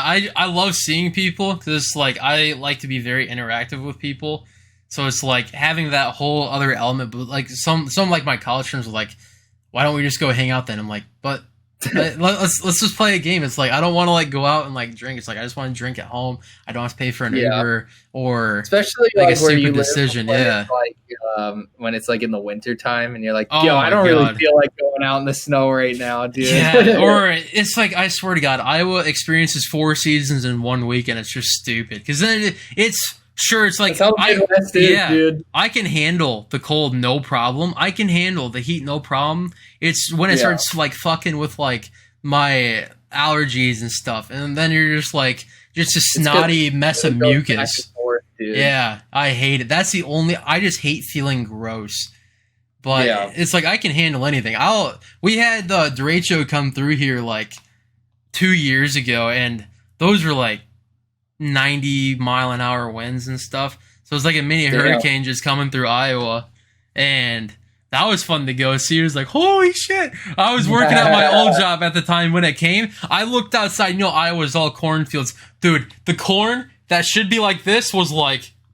I looked outside. I'm like, oh my God. And we're in this like sheet aluminum building. And unbeknownst to me at the time, they had like these vents at the top of the building because we have that big oven thing in there to like cure the paint onto the aluminum rails and everything. So they have these shutter vents with a piece of wood under them, so it has this gap for the hot air to get out, so you're not just making the place all hot and shitty to work in. And I didn't know they had these boards up there, so the flaps of the vents are bam, bam, bam, bam. I didn't know if bolts were being ripped out of the roof. I'm like, dog, we got to get out of here now. Yeah. I mean, we're going to die. It was just like, oh my. Well, we ended up going into the paint booth under like this big cyclone thing. They call it a cyclone. To me, I don't know what a cyclone is, man. It was just this big structured thing that was bolted to cement, and the boss for that building, he was an ex-Marine Corps and everything, recon Marine, all this crazy stuff. He's like, let's just all get under here. Everything's going to be okay. Then he told us Marine horror stories. So that was awesome. We just got to listen to the awesomest stories ever. Right. And I wish I could tell them on the podcast, but I would like to eventually get a government job someday. So, you know, it's like not the best move, you know what I mean? It's like, especially in cybersecurity. I mean, there's a lot of options. I mean, imagine I could be like working for CIA someday. That'd be the next level. That would be sick, dude. Yeah, it could be. It's a possibility. Right now for postgrad, I'm looking at like John Deere because they have this post grad cybersecurity developmental thing, and they'll put you through 2 to 3 years and 2 to 3 different jobs. So you're cycling around Iowa because they're from their headquarters in Moline, and that's like 20 minutes from my mom's house. So it's like, it's nice to know, it's like, if I did end up in that area, and it's like, hey, you know, maybe I could just, you know, pay my mom rent or whatever. That'd be cheaper than the other areas. You know, so it's like, I can still, obviously a developmental program, so it's not like you're making $80,000, or maybe you are making $80,000 as cybersecurity. Maybe, you never know. Yeah. But my thing is, like, I want to live like a college kid, like super broke for like 3 years after college, just so it's like I have a nice foundation of wealth kind of like building up around me. Because like I said, like by the time I'm 40, I want to be done. You know, it's like I don't want to work to live. I want to live to work, right? I want to wake up in the morning and be like, I got to go do a fun job today. You know, it's whether a fun job be, you know, working at just a small convenience store that you get some regulars in and they're really fun to be around. You know, it's whatever a fun job is for a person. It's like, I want to go find that, and I want to. Yeah, it's like cybersecurity. I'm in it. It's like, sure, I like talking about data privacy and stuff like that, and trying to make a more secure world that we can live in. Because it's like I said, and like we talked about earlier, the internet when we were growing up was the freaking Wild West, dude. And even more so for you going into high school, it's like just all kinds of crazy websites like Heavy R or something, just like ridiculous websites that just the most insane videos are on that just shouldn't even exist. I don't think you've realized this, dude. Me and you are like, we're like in opposite worlds, dude, because if you're in like cybersecurity talking about protecting data, that is the exact opposite of what I do. Yep. Where I'm marketing and I want all your data so that I can track what you're doing and like send ads to you. Yeah, I totally get it. It's targeted advertising. That's so funny. I know it, but it took this long to figure it out. That's hilarious. Yeah, but I'm not knocking what you do. I'm knocking the trillions of dollars that are profited and not shared with the people that help make the data. You know what I mean? So it's like, this is not a political statement at all. I'm not choosing what side's right, what side's wrong. Just back in the 2020 election, I really liked Andrew Yang's idea for saying, hey, you know, these companies are doing huge data mining operations, but they can't pay their taxes. Like, what's up with that? You know, it's like, how are you going to be making... It's over $1 trillion industry, and you might know that or you might not know it. I don't know how in-depth your field of vision is on just data mining. Because, I mean, that's just probably... I mean, it's probably a big part of advertising and marketing, but it's not like you really... I don't know if you know exactly how much data is collected. Not, like, in detail. I mean, it's like, for what I do, it's not really, like... I mean, it's important, but I don't need to know the details. Do you know what I mean? Yeah. I just need to know how to work the tools. So do you think they should be able to have access to obtaining precise details? Well, they still kind of can. No, they do. It's like definitely moving in a direction where things are more private, but things are still pretty... Like, I can really see down to like pretty much where you live, you know, like it's kind of crazy how much I can see with just the data. I don't know how I feel about it, because obviously like I have a different perspective from like doing my job versus like me putting that aside. No, speak your mind, dude, because you have a different field of vision than I do on it. Because for you, it's for your job. Yeah, for me, in my job world, it's great. I love it because it makes people buy shit, which makes me look good because that's what I'm trying to do. I'm trying to sell people stuff, whatever the business I'm working with is. You know, I'm trying to sell your stuff. But me personally, outside of that, I don't think I really care all that much either. Like, my privacy, to me... isn't really that important, but that's because I don't really do anything worth hiding, and like in my personal life I'm pretty open about everything. I don't really hide anything. So I'm just like honestly just always like whatever. Hey, you like if you ask me something, I'll tell you. If you want to look at my data, go look at it. So like I'm just pretty whatever about it. Yeah. For I think for more private people, I could see how that's annoying. Which is why I think it's kind of nice that like a year and a half or so ago, Apple decided to kind of go in the direction of like you can choose, Yeah. you can choose with the tracking. You can let the app or whatever or whatever you're using track you, or you can say no, don't do it. I love it. So That's why I switched back to iPhone, actually. yeah, I think having the option is great. Because, like, for somebody like me, I don't give a shit. I honestly kind of like having people track me because I've made some great purchases of things that I needed in my life off of, advertisers tracking me. And I would have never thought to, like, buy something if, you weren't tracking what I'm doing on the internet to know that I need it to send it to me. So I like it for that reason. But if you don't want that and you want to be left alone and ads are really annoying to you, then I think you should have the option to say no. You know what I mean? Yeah. Yeah. So like, okay, so here's my theory. So, and it's very funny we're talking about this because my mom just sent me a news article earlier, and she's like, oh, I only clicked on it because the headline or head title, whatever. And the head, I shit you not. I will pull it up right now. And it's the most ridiculous title. It's called Apple Watch Ultra made even Android users stop watching Pornhub. Like, and it goes in depth. You read that title, you're like, what the fuck is that? Like, how do you come up with that title? Like, how is that even, like, how do your executives, like, overlook that title and be like, that's a good one. It's like, what? I understand we're moving into an era, and I'm not trying to paint myself as, like, a conservative when it terms to, like, vocabulary, like, sexual vocabulary or whatever. It's like, I don't care. But it's like... Yeah.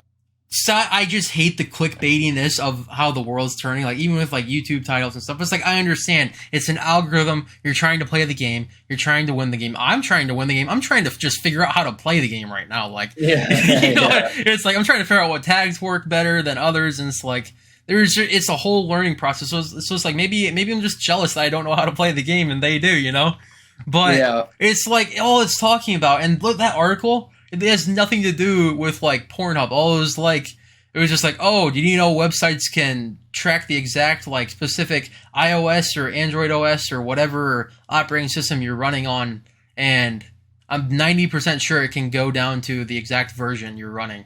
And something I don't like about that, what I don't like is, so, like, let's say someone didn't update their thing because, all patches are not good for a system, and as a cybersecurity person to the world out there, if you have that thought of mind, it's like patches happen for a reason, and I suggest you get patches as soon as they're released, because generally it's a lot of vulnerability things. It's not just making things nicer and they're gonna break things. Generally they release a patch at a specific time because they're like, hey, a vulnerability is found, we need to patch it, and we're trying to keep your devices and data safe and all your stuff safe. So it's like, because it's like the biggest thing right now, people hacking for obviously financial gain. Right, it's usually like hospitals and stuff with like highly classified data, and it's sad to think about that. And actually, last year they got I don't know if it was a court ruling, but it's kind of been like speculating for a while. It's like this hospital got hacked and their systems got shut down, so they couldn't get this baby's vitals that was being born at the hospital, and the doctors thought they could do it all based off intuition. And we know what we're doing. It's like we've helped the people give birth 100 times before, 1,000 times. And we know how to make sure if a baby's okay, just kind of off of like the sounds it's making and kind of, the movements. And will that baby end up dying? Because the hospital systems were hacked and everything was shut down. So the first cyber-related death happened last year. It might have happened like a couple years ago, but it was because they had their systems hacked into and shut down. It wasn't like someone's life support got shut off, but it was because you couldn't get the right machines that you needed working to get the baby's vitals. And it's very sad to think about. So it's like, now who's at fault? Is it Is it the hospital? Is it the doctor's fault for thinking they could do it? Is it the hacker's fault? And then they're just who's at fault, man? It's like, how do you? Is it the doctor's fault? Is it the hospital's fault? Is it the hospital owner's fault?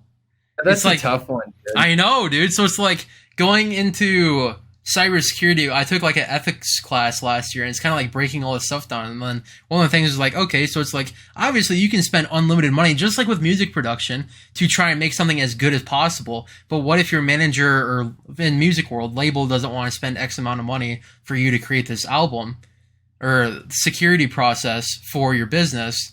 So, Right. but you know what you currently have is not enough. So what do? Do you keep going? Do you make management pissed off at you for saying, hey, we need more than that? 'Cause that's just not going to cut it.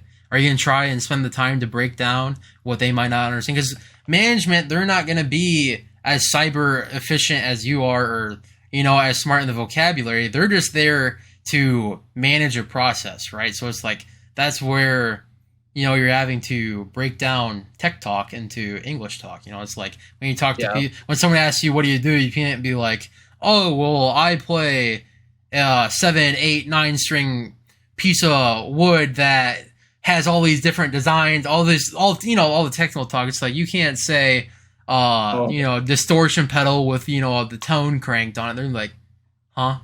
Just give you that look of confusion.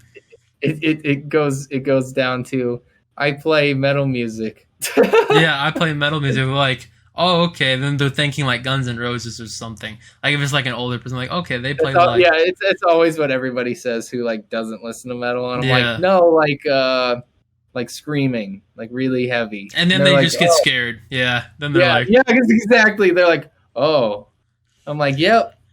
and then start walking to a different room. You're like, I'm not a bad person. It's like, I'm just trying to do something I thought it's cool, but that's the thing I hate about like the metal community or people not in the metal community. It's like a double-edged sword. Like in the community you have the elitists, and outside the community you have like the anti-elitists. So like, why would you listen to metal? It's like, who hurt you? It's like, no one had to hurt me. It's like, I mean, it's like a lot of people use like the more aggressive music to kind of let out their emotions and kind of like cope with stuff, which totally valid, and that happens in all kinds of music. But for me, I love the energy metal brings. Just like, I'm ready to tear shit up. I'm ready to take on the day. I'm ready to just be like just super productive. It's like, that's just like the super fast energy. It's like, I'm ready. I'm ready to just take on the world. Yeah. I don't know if that kind of like is the same way for you. I know you just posted on like Instagram where you're like, oh, I haven't been listening to music that much. I think I go through phases of like, I don't know. I usually just don't find anything that like resonates very well with me, and that's kind of like why I listen to music, is to have something that I can connect to. But yeah, I mean, that's like the whole reason that I started doing music was, it was like a way to deal with bullshit. That's why I got into metal. Like, I just like really liked the sound. I liked what people were talking about. So I feel like, I don't know. I go through periods where I can't really find anything that like really scratches the itch. Whether it be like I connect lyrically or, maybe there's a certain sound I want to hear. And I'm just not hearing it really anywhere. So I don't know. Yeah, I think, and that's what I try to do with my music is like, I went through that and like needing some sort of connection. Now that I'm older, I want to kind of give that back to the community. It's like, give them something to, maybe just simply enjoy. Maybe it helps them. Maybe it's a way for, us to have this conversation, like just for us to meet and like hang out and just have a conversation. It's all about connecting, and that's what music is supposed to be. And like, supposed to be a safe place, which is why it's like, I find it really frustrating when people act like super, like they're on a white horse or whatever. Yeah, dude, just because they listen to a certain band or genre, it's like you're not better than anyone else, Yeah, dude. it's like it's just music. It's just like when people talk shit in the game. It's like, cool, dude. I mean, if that's what gets you off at night, I Yeah. guess. But yeah, it's like I don't know. I just wish people were more nice to each other. It's like, and I think a song that resonates most with me is "Hate by Design" by Killswitch Engage.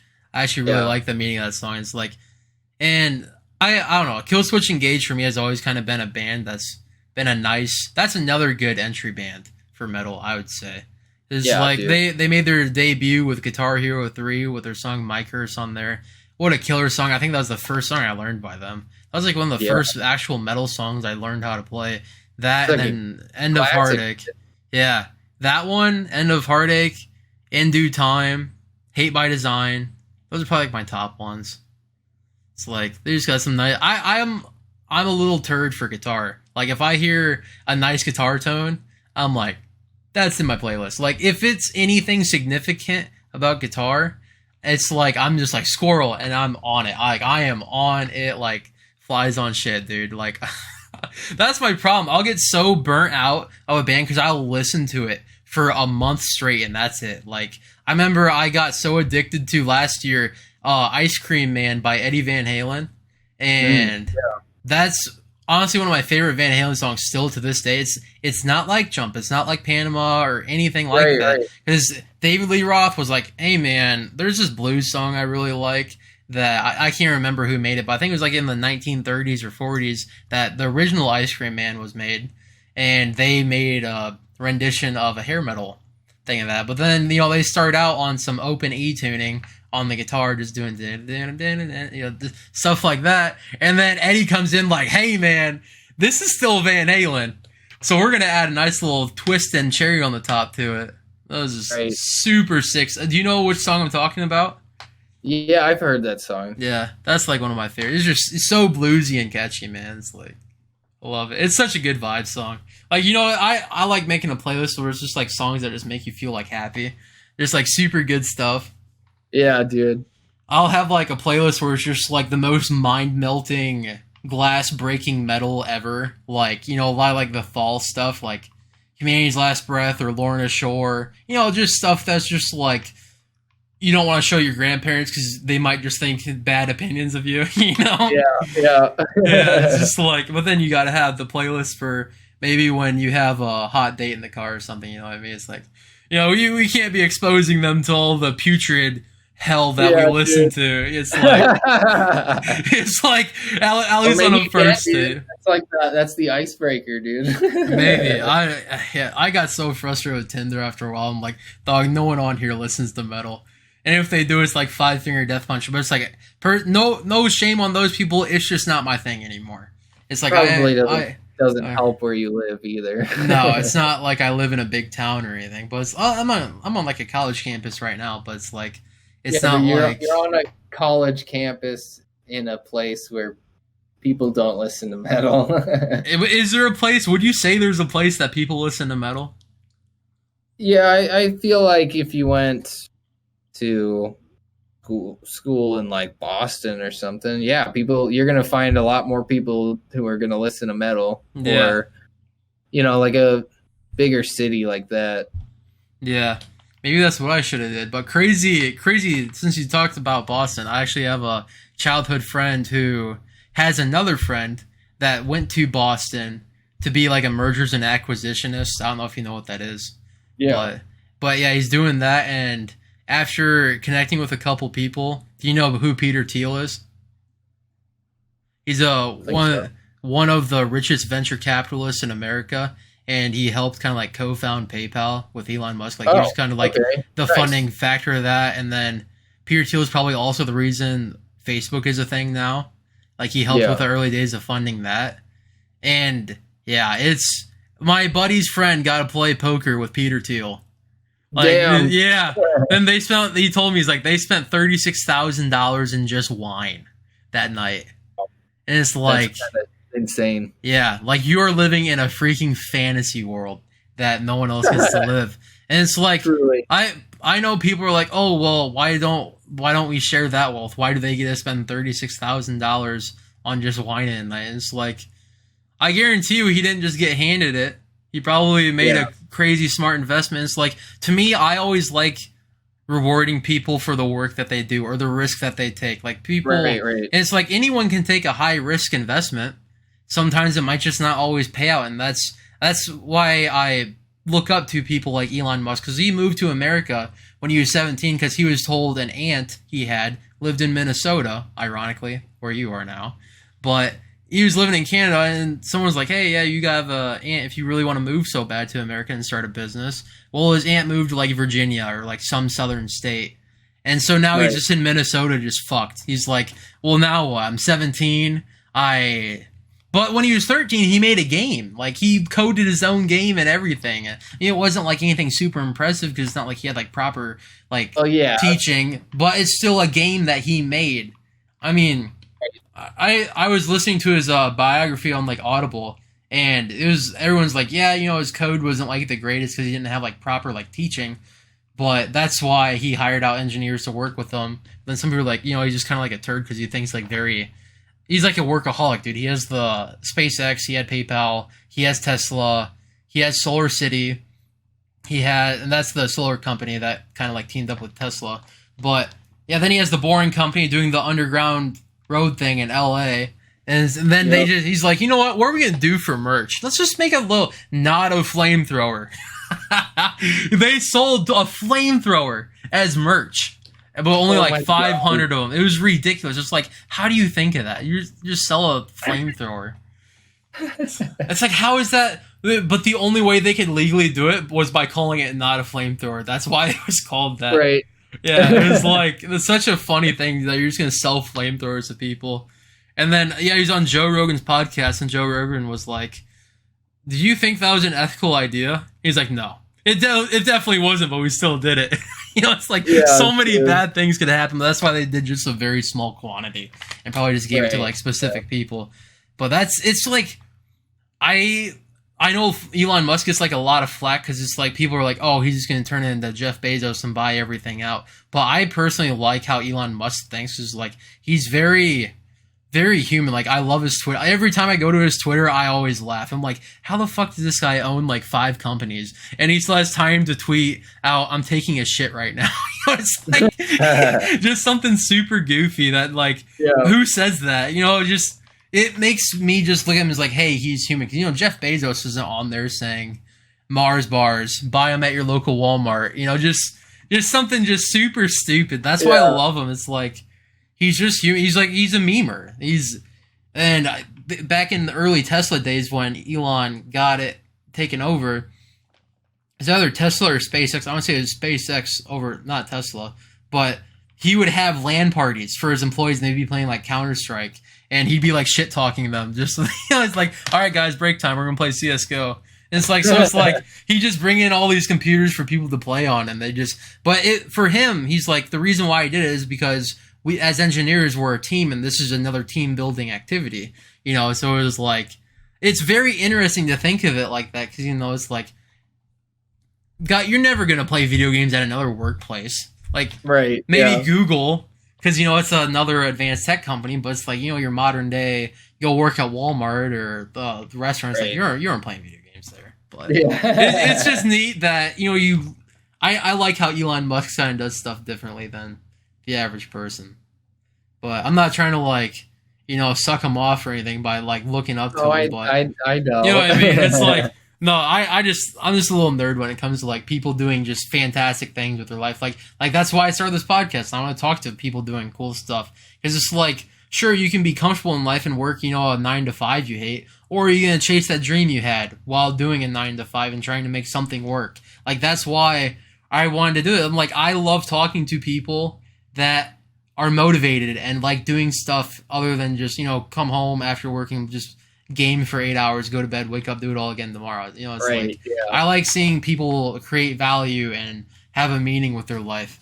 So it's like, and I'm a firm believer in you are your weakest link in your like inner circle. So that's why I'm like, hey, I want to try to talk to more people that are being like, oh, you only work 10 hours a day? I wish I had that. Not that people like need to brag about how many hours a week they work, but like how many different projects they're doing and trying to get involved with different things. It's like, that's what I like. I even reach out to I had a family member who used to have a boss that now works for a nonprofit. I'm trying to get that guy on there because I want to like learn what the nonprofit's doing in the community back at home, and I just that's just really interesting to me. Like people doing these different jobs, like Kyle from Doppelgangers doing the human services stuff, and that is a cool job. Yeah, you like working with kids and everything. Like that's awesome. It's like, maybe at night you go throw down some nasty little bass lines on the stage, but during the day you're helping kids learn how to learn and be productive human beings. And that's, you need people like that, but you don't hear about it when you're like, be like, well, what do I want to do with life? It's, I like finding interesting people that kind of like strayed from the path, but still made it work. That's what I like. I feel like for what I like musicians do, I mean, unless you're like at the top, like, you have to like figure out a way to make it work, you do. You have to like music can stay there, but you always have to find something else to do, and like working at like a bar or whatever just doesn't really work for your entire life, you know what I mean? Yeah. So I mean, if that's what someone likes, it's like, why not go for it? It's like, if you can find a healthy balance in your financial world, just find it. I guess that's what I was trying to say. Not that you can't or have to work at a bar, but it's like, just find a job you like that helps you pay for the life you want to live. Yeah, I don't mean it in like a bad way. Like, oh, you work at a bar. I'm just saying like... Right. No, I get what you're saying. Yeah, you got to find like something else that like you're equally as passionate about, I guess. And that could be working at a bar, because I know people who actually just love being like a bartender and just like hanging out and making drink. Like, so there's nothing wrong with that, but I feel like for most people, something like that, or like working at like a fast food restaurant, like something like that, is just like, you're just doing it to like pay your bills, but you really actually care about this thing. Yeah. So it's like, you kind of have to find a way to keep the music thing going, but also like find something else that you really love to do, that you're good at, that you can like actually like really support yourself. That way, like everything else in your life becomes easier, and you're not like living the starving artist life, because that shit is not fun. No, I bet it. I feel like I'm like that in college, but I'm not making music. You know what I mean? It's like, ramen is becoming very familiar with my diet. It's like ramen's like, maybe we need to cut it down to 1-pack, save a little bit more money. You know what I mean? It's like, but then you start finding creative ways. Like, maybe I can throw an egg in there. Maybe I can throw different like vegetables and stuff. And you're like, honestly, that sounds pretty good right now. After this podcast, I'm definitely whipping up some ramen. I'm not even gonna lie to you. But dude, so I actually went home like last week, and then I always like BS my mom. I'm like, I'm broke. It's like, but she knows literally how much I have. She's like, okay, whatever. But she sent me home with like 10 tortillas and 2 boxes of mac and cheese. Since like I was making like quesadillas over summers. Like, hey, you want a snack? I'll make a cheese quesadilla. That, or like, if I'm home and like she's out with friends, where it's like, oh, just make yourself mac and cheese. And I like mac and cheese. I'm a kid at heart, man. Like, trust me, it's like mac and cheese. I can't go wrong with that.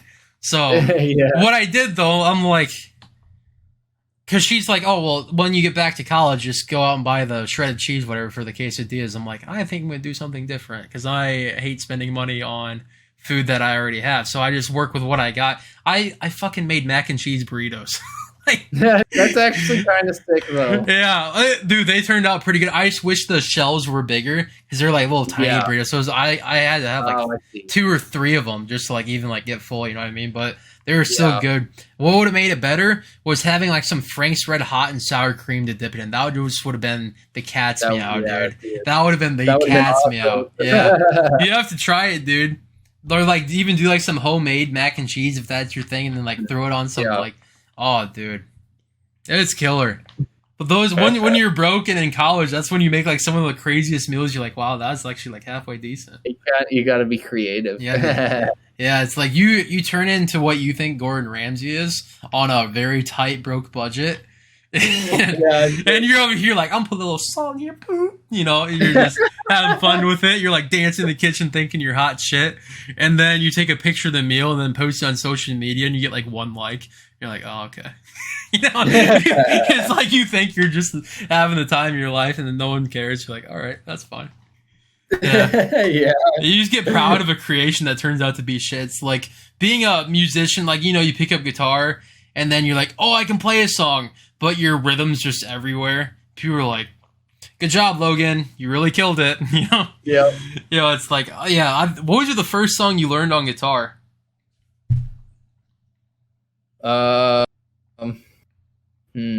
I think it was maybe Heart-Shaped Box. Oh, Nirvana. Yeah. Yeah, I think that was interesting. The first one. Yeah, I went for a little easier one. I'm not gonna lie. I did the Blitzkrieg Bop by the Ramones. That's Nice. literally, I think 4 power chords. I think that's it. Yeah, but it's a cool little song, and even Beartooth did a rendition of it. I think it was on their. Yeah. Well, they did it live, but they still put it. I want to say on the Hated album, the deluxe version. Okay. But are you a Beartooth fan at all? I wouldn't say that I am. I wouldn't say that I'm not. I listened to their first 2 albums a lot. I really, and to this day, I still love those first 2 albums. And then I kind of just fell off after that and never really got back in.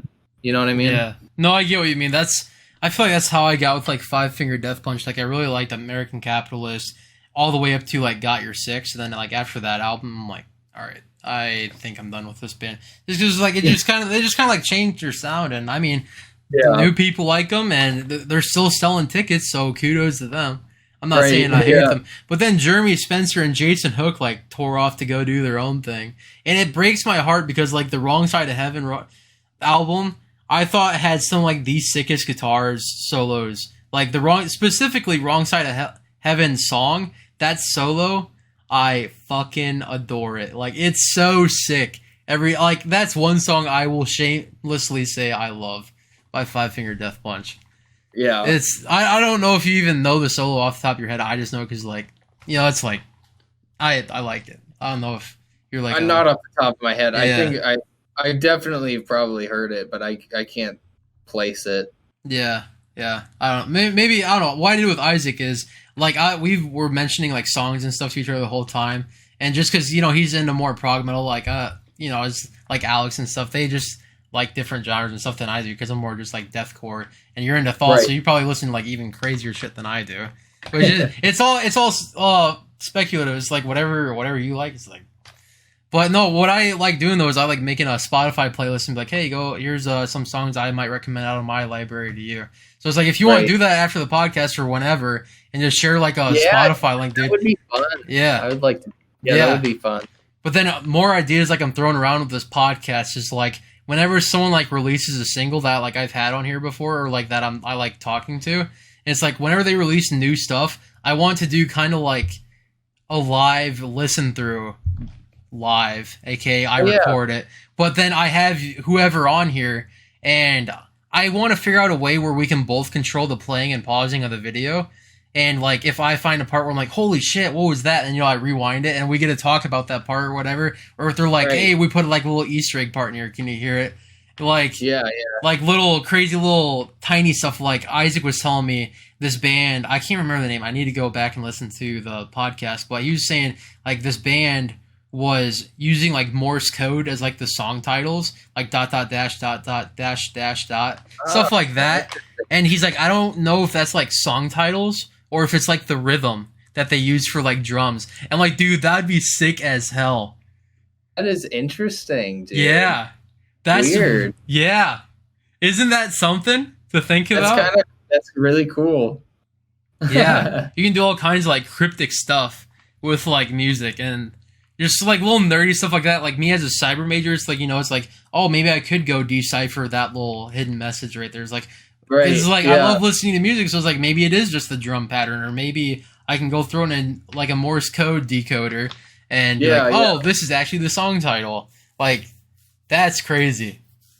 Or maybe it's just Morse code for different numbers. For the track numbers. True. It can be anything. Yeah, I don't know. I think I need to go get something to eat. Yeah, you're good. You're good. You're good. Yeah, I'm not trying to keep you hostage all night. Is there anything you wanted to say, plug, or get a message out before we cut it? I don't know, dude. Not really. Thanks for having me. Yeah. No, you're good, dude. I appreciate the 3, and this has been the longest podcast. At this point, I just feel like a freaking jailer. Like, I'm like a warden. I'm like, you can't leave. Because they just keep getting longer. I tell people when I start this podcast, I'm like 30 minutes to an hour max. And we are at 3.5 hours. Yeah, like, you're gonna have so much shit to work with. Yeah, it's gonna be awesome. Well, I like to do, like, to me, podcasts, I like it. It's easy to edit and stuff. It's just like I have to go back and be like, oh, maybe I don't like how this sounds, or like I can double check with you, be like, do you want this out there under what you said? It's like, it's like I'll reach out and be like, hey, you said this at. I don't know if I can like upload a video to whatever with like, because this is gonna be gigabytes of video. So it's like, if you want me to, I can throw it up on something for you to review too, just in case like you wake up tomorrow and be like, you know what I mean? So it's like, but yeah, I'll let you get going here. Go get some food. Go get some water. Go hang out with people. I guess, it's like, I'm not trying to keep you hostage all night, but dude, I really appreciate it. You're really a sick guitarist. I can't wait to see what more you keep throwing on Instagram. Do not stop uploading on Instagram. That's like my dopamine for the day. Dude, thank you for having me, man. And it was really nice talking to you. And I'm just gonna keep making riffs. Keep having fun, dude. Me and you, dude, we gotta make music fun. Yeah. It's been, I can't help you with that. I'm a bedroom guitarist. I don't know theory. Hey, it's okay. Like, I'm basically a bedroom guitarist nowadays too. So we just gotta, like, what you do is important too. Like, you're talking to people, you're putting out the message into the world. So like, let's just like make people have fun again. Like, I just have fun with stuff. That'll be your message. Just getting out. Just have fun with whatever you do. That is my message, dude. Like, I guess that's perfect. Doesn't matter what it is. But if you're not having fun, don't do it. Just have fun. Yeah, just have fun. Who cares if you can't pay the bills? Just have fun. That's your message. I'll forcefully quote that one in your yearbook. I'll do that one. If you can't pay the bills and you're having fun, who cares? But yeah, that's right. We'll end on that message. But yeah, I don't know. I might send you a text later of like like a little Spotify playlist. But if you want to be on in the future and just shoot the shit or promote something, I'd love to have you on, dude. Hell yeah, dude. Yeah. Thank you. I appreciate it. Have a good rest of your day, man. All right, dude. Have a good night. I'll talk to you later. See ya. See ya.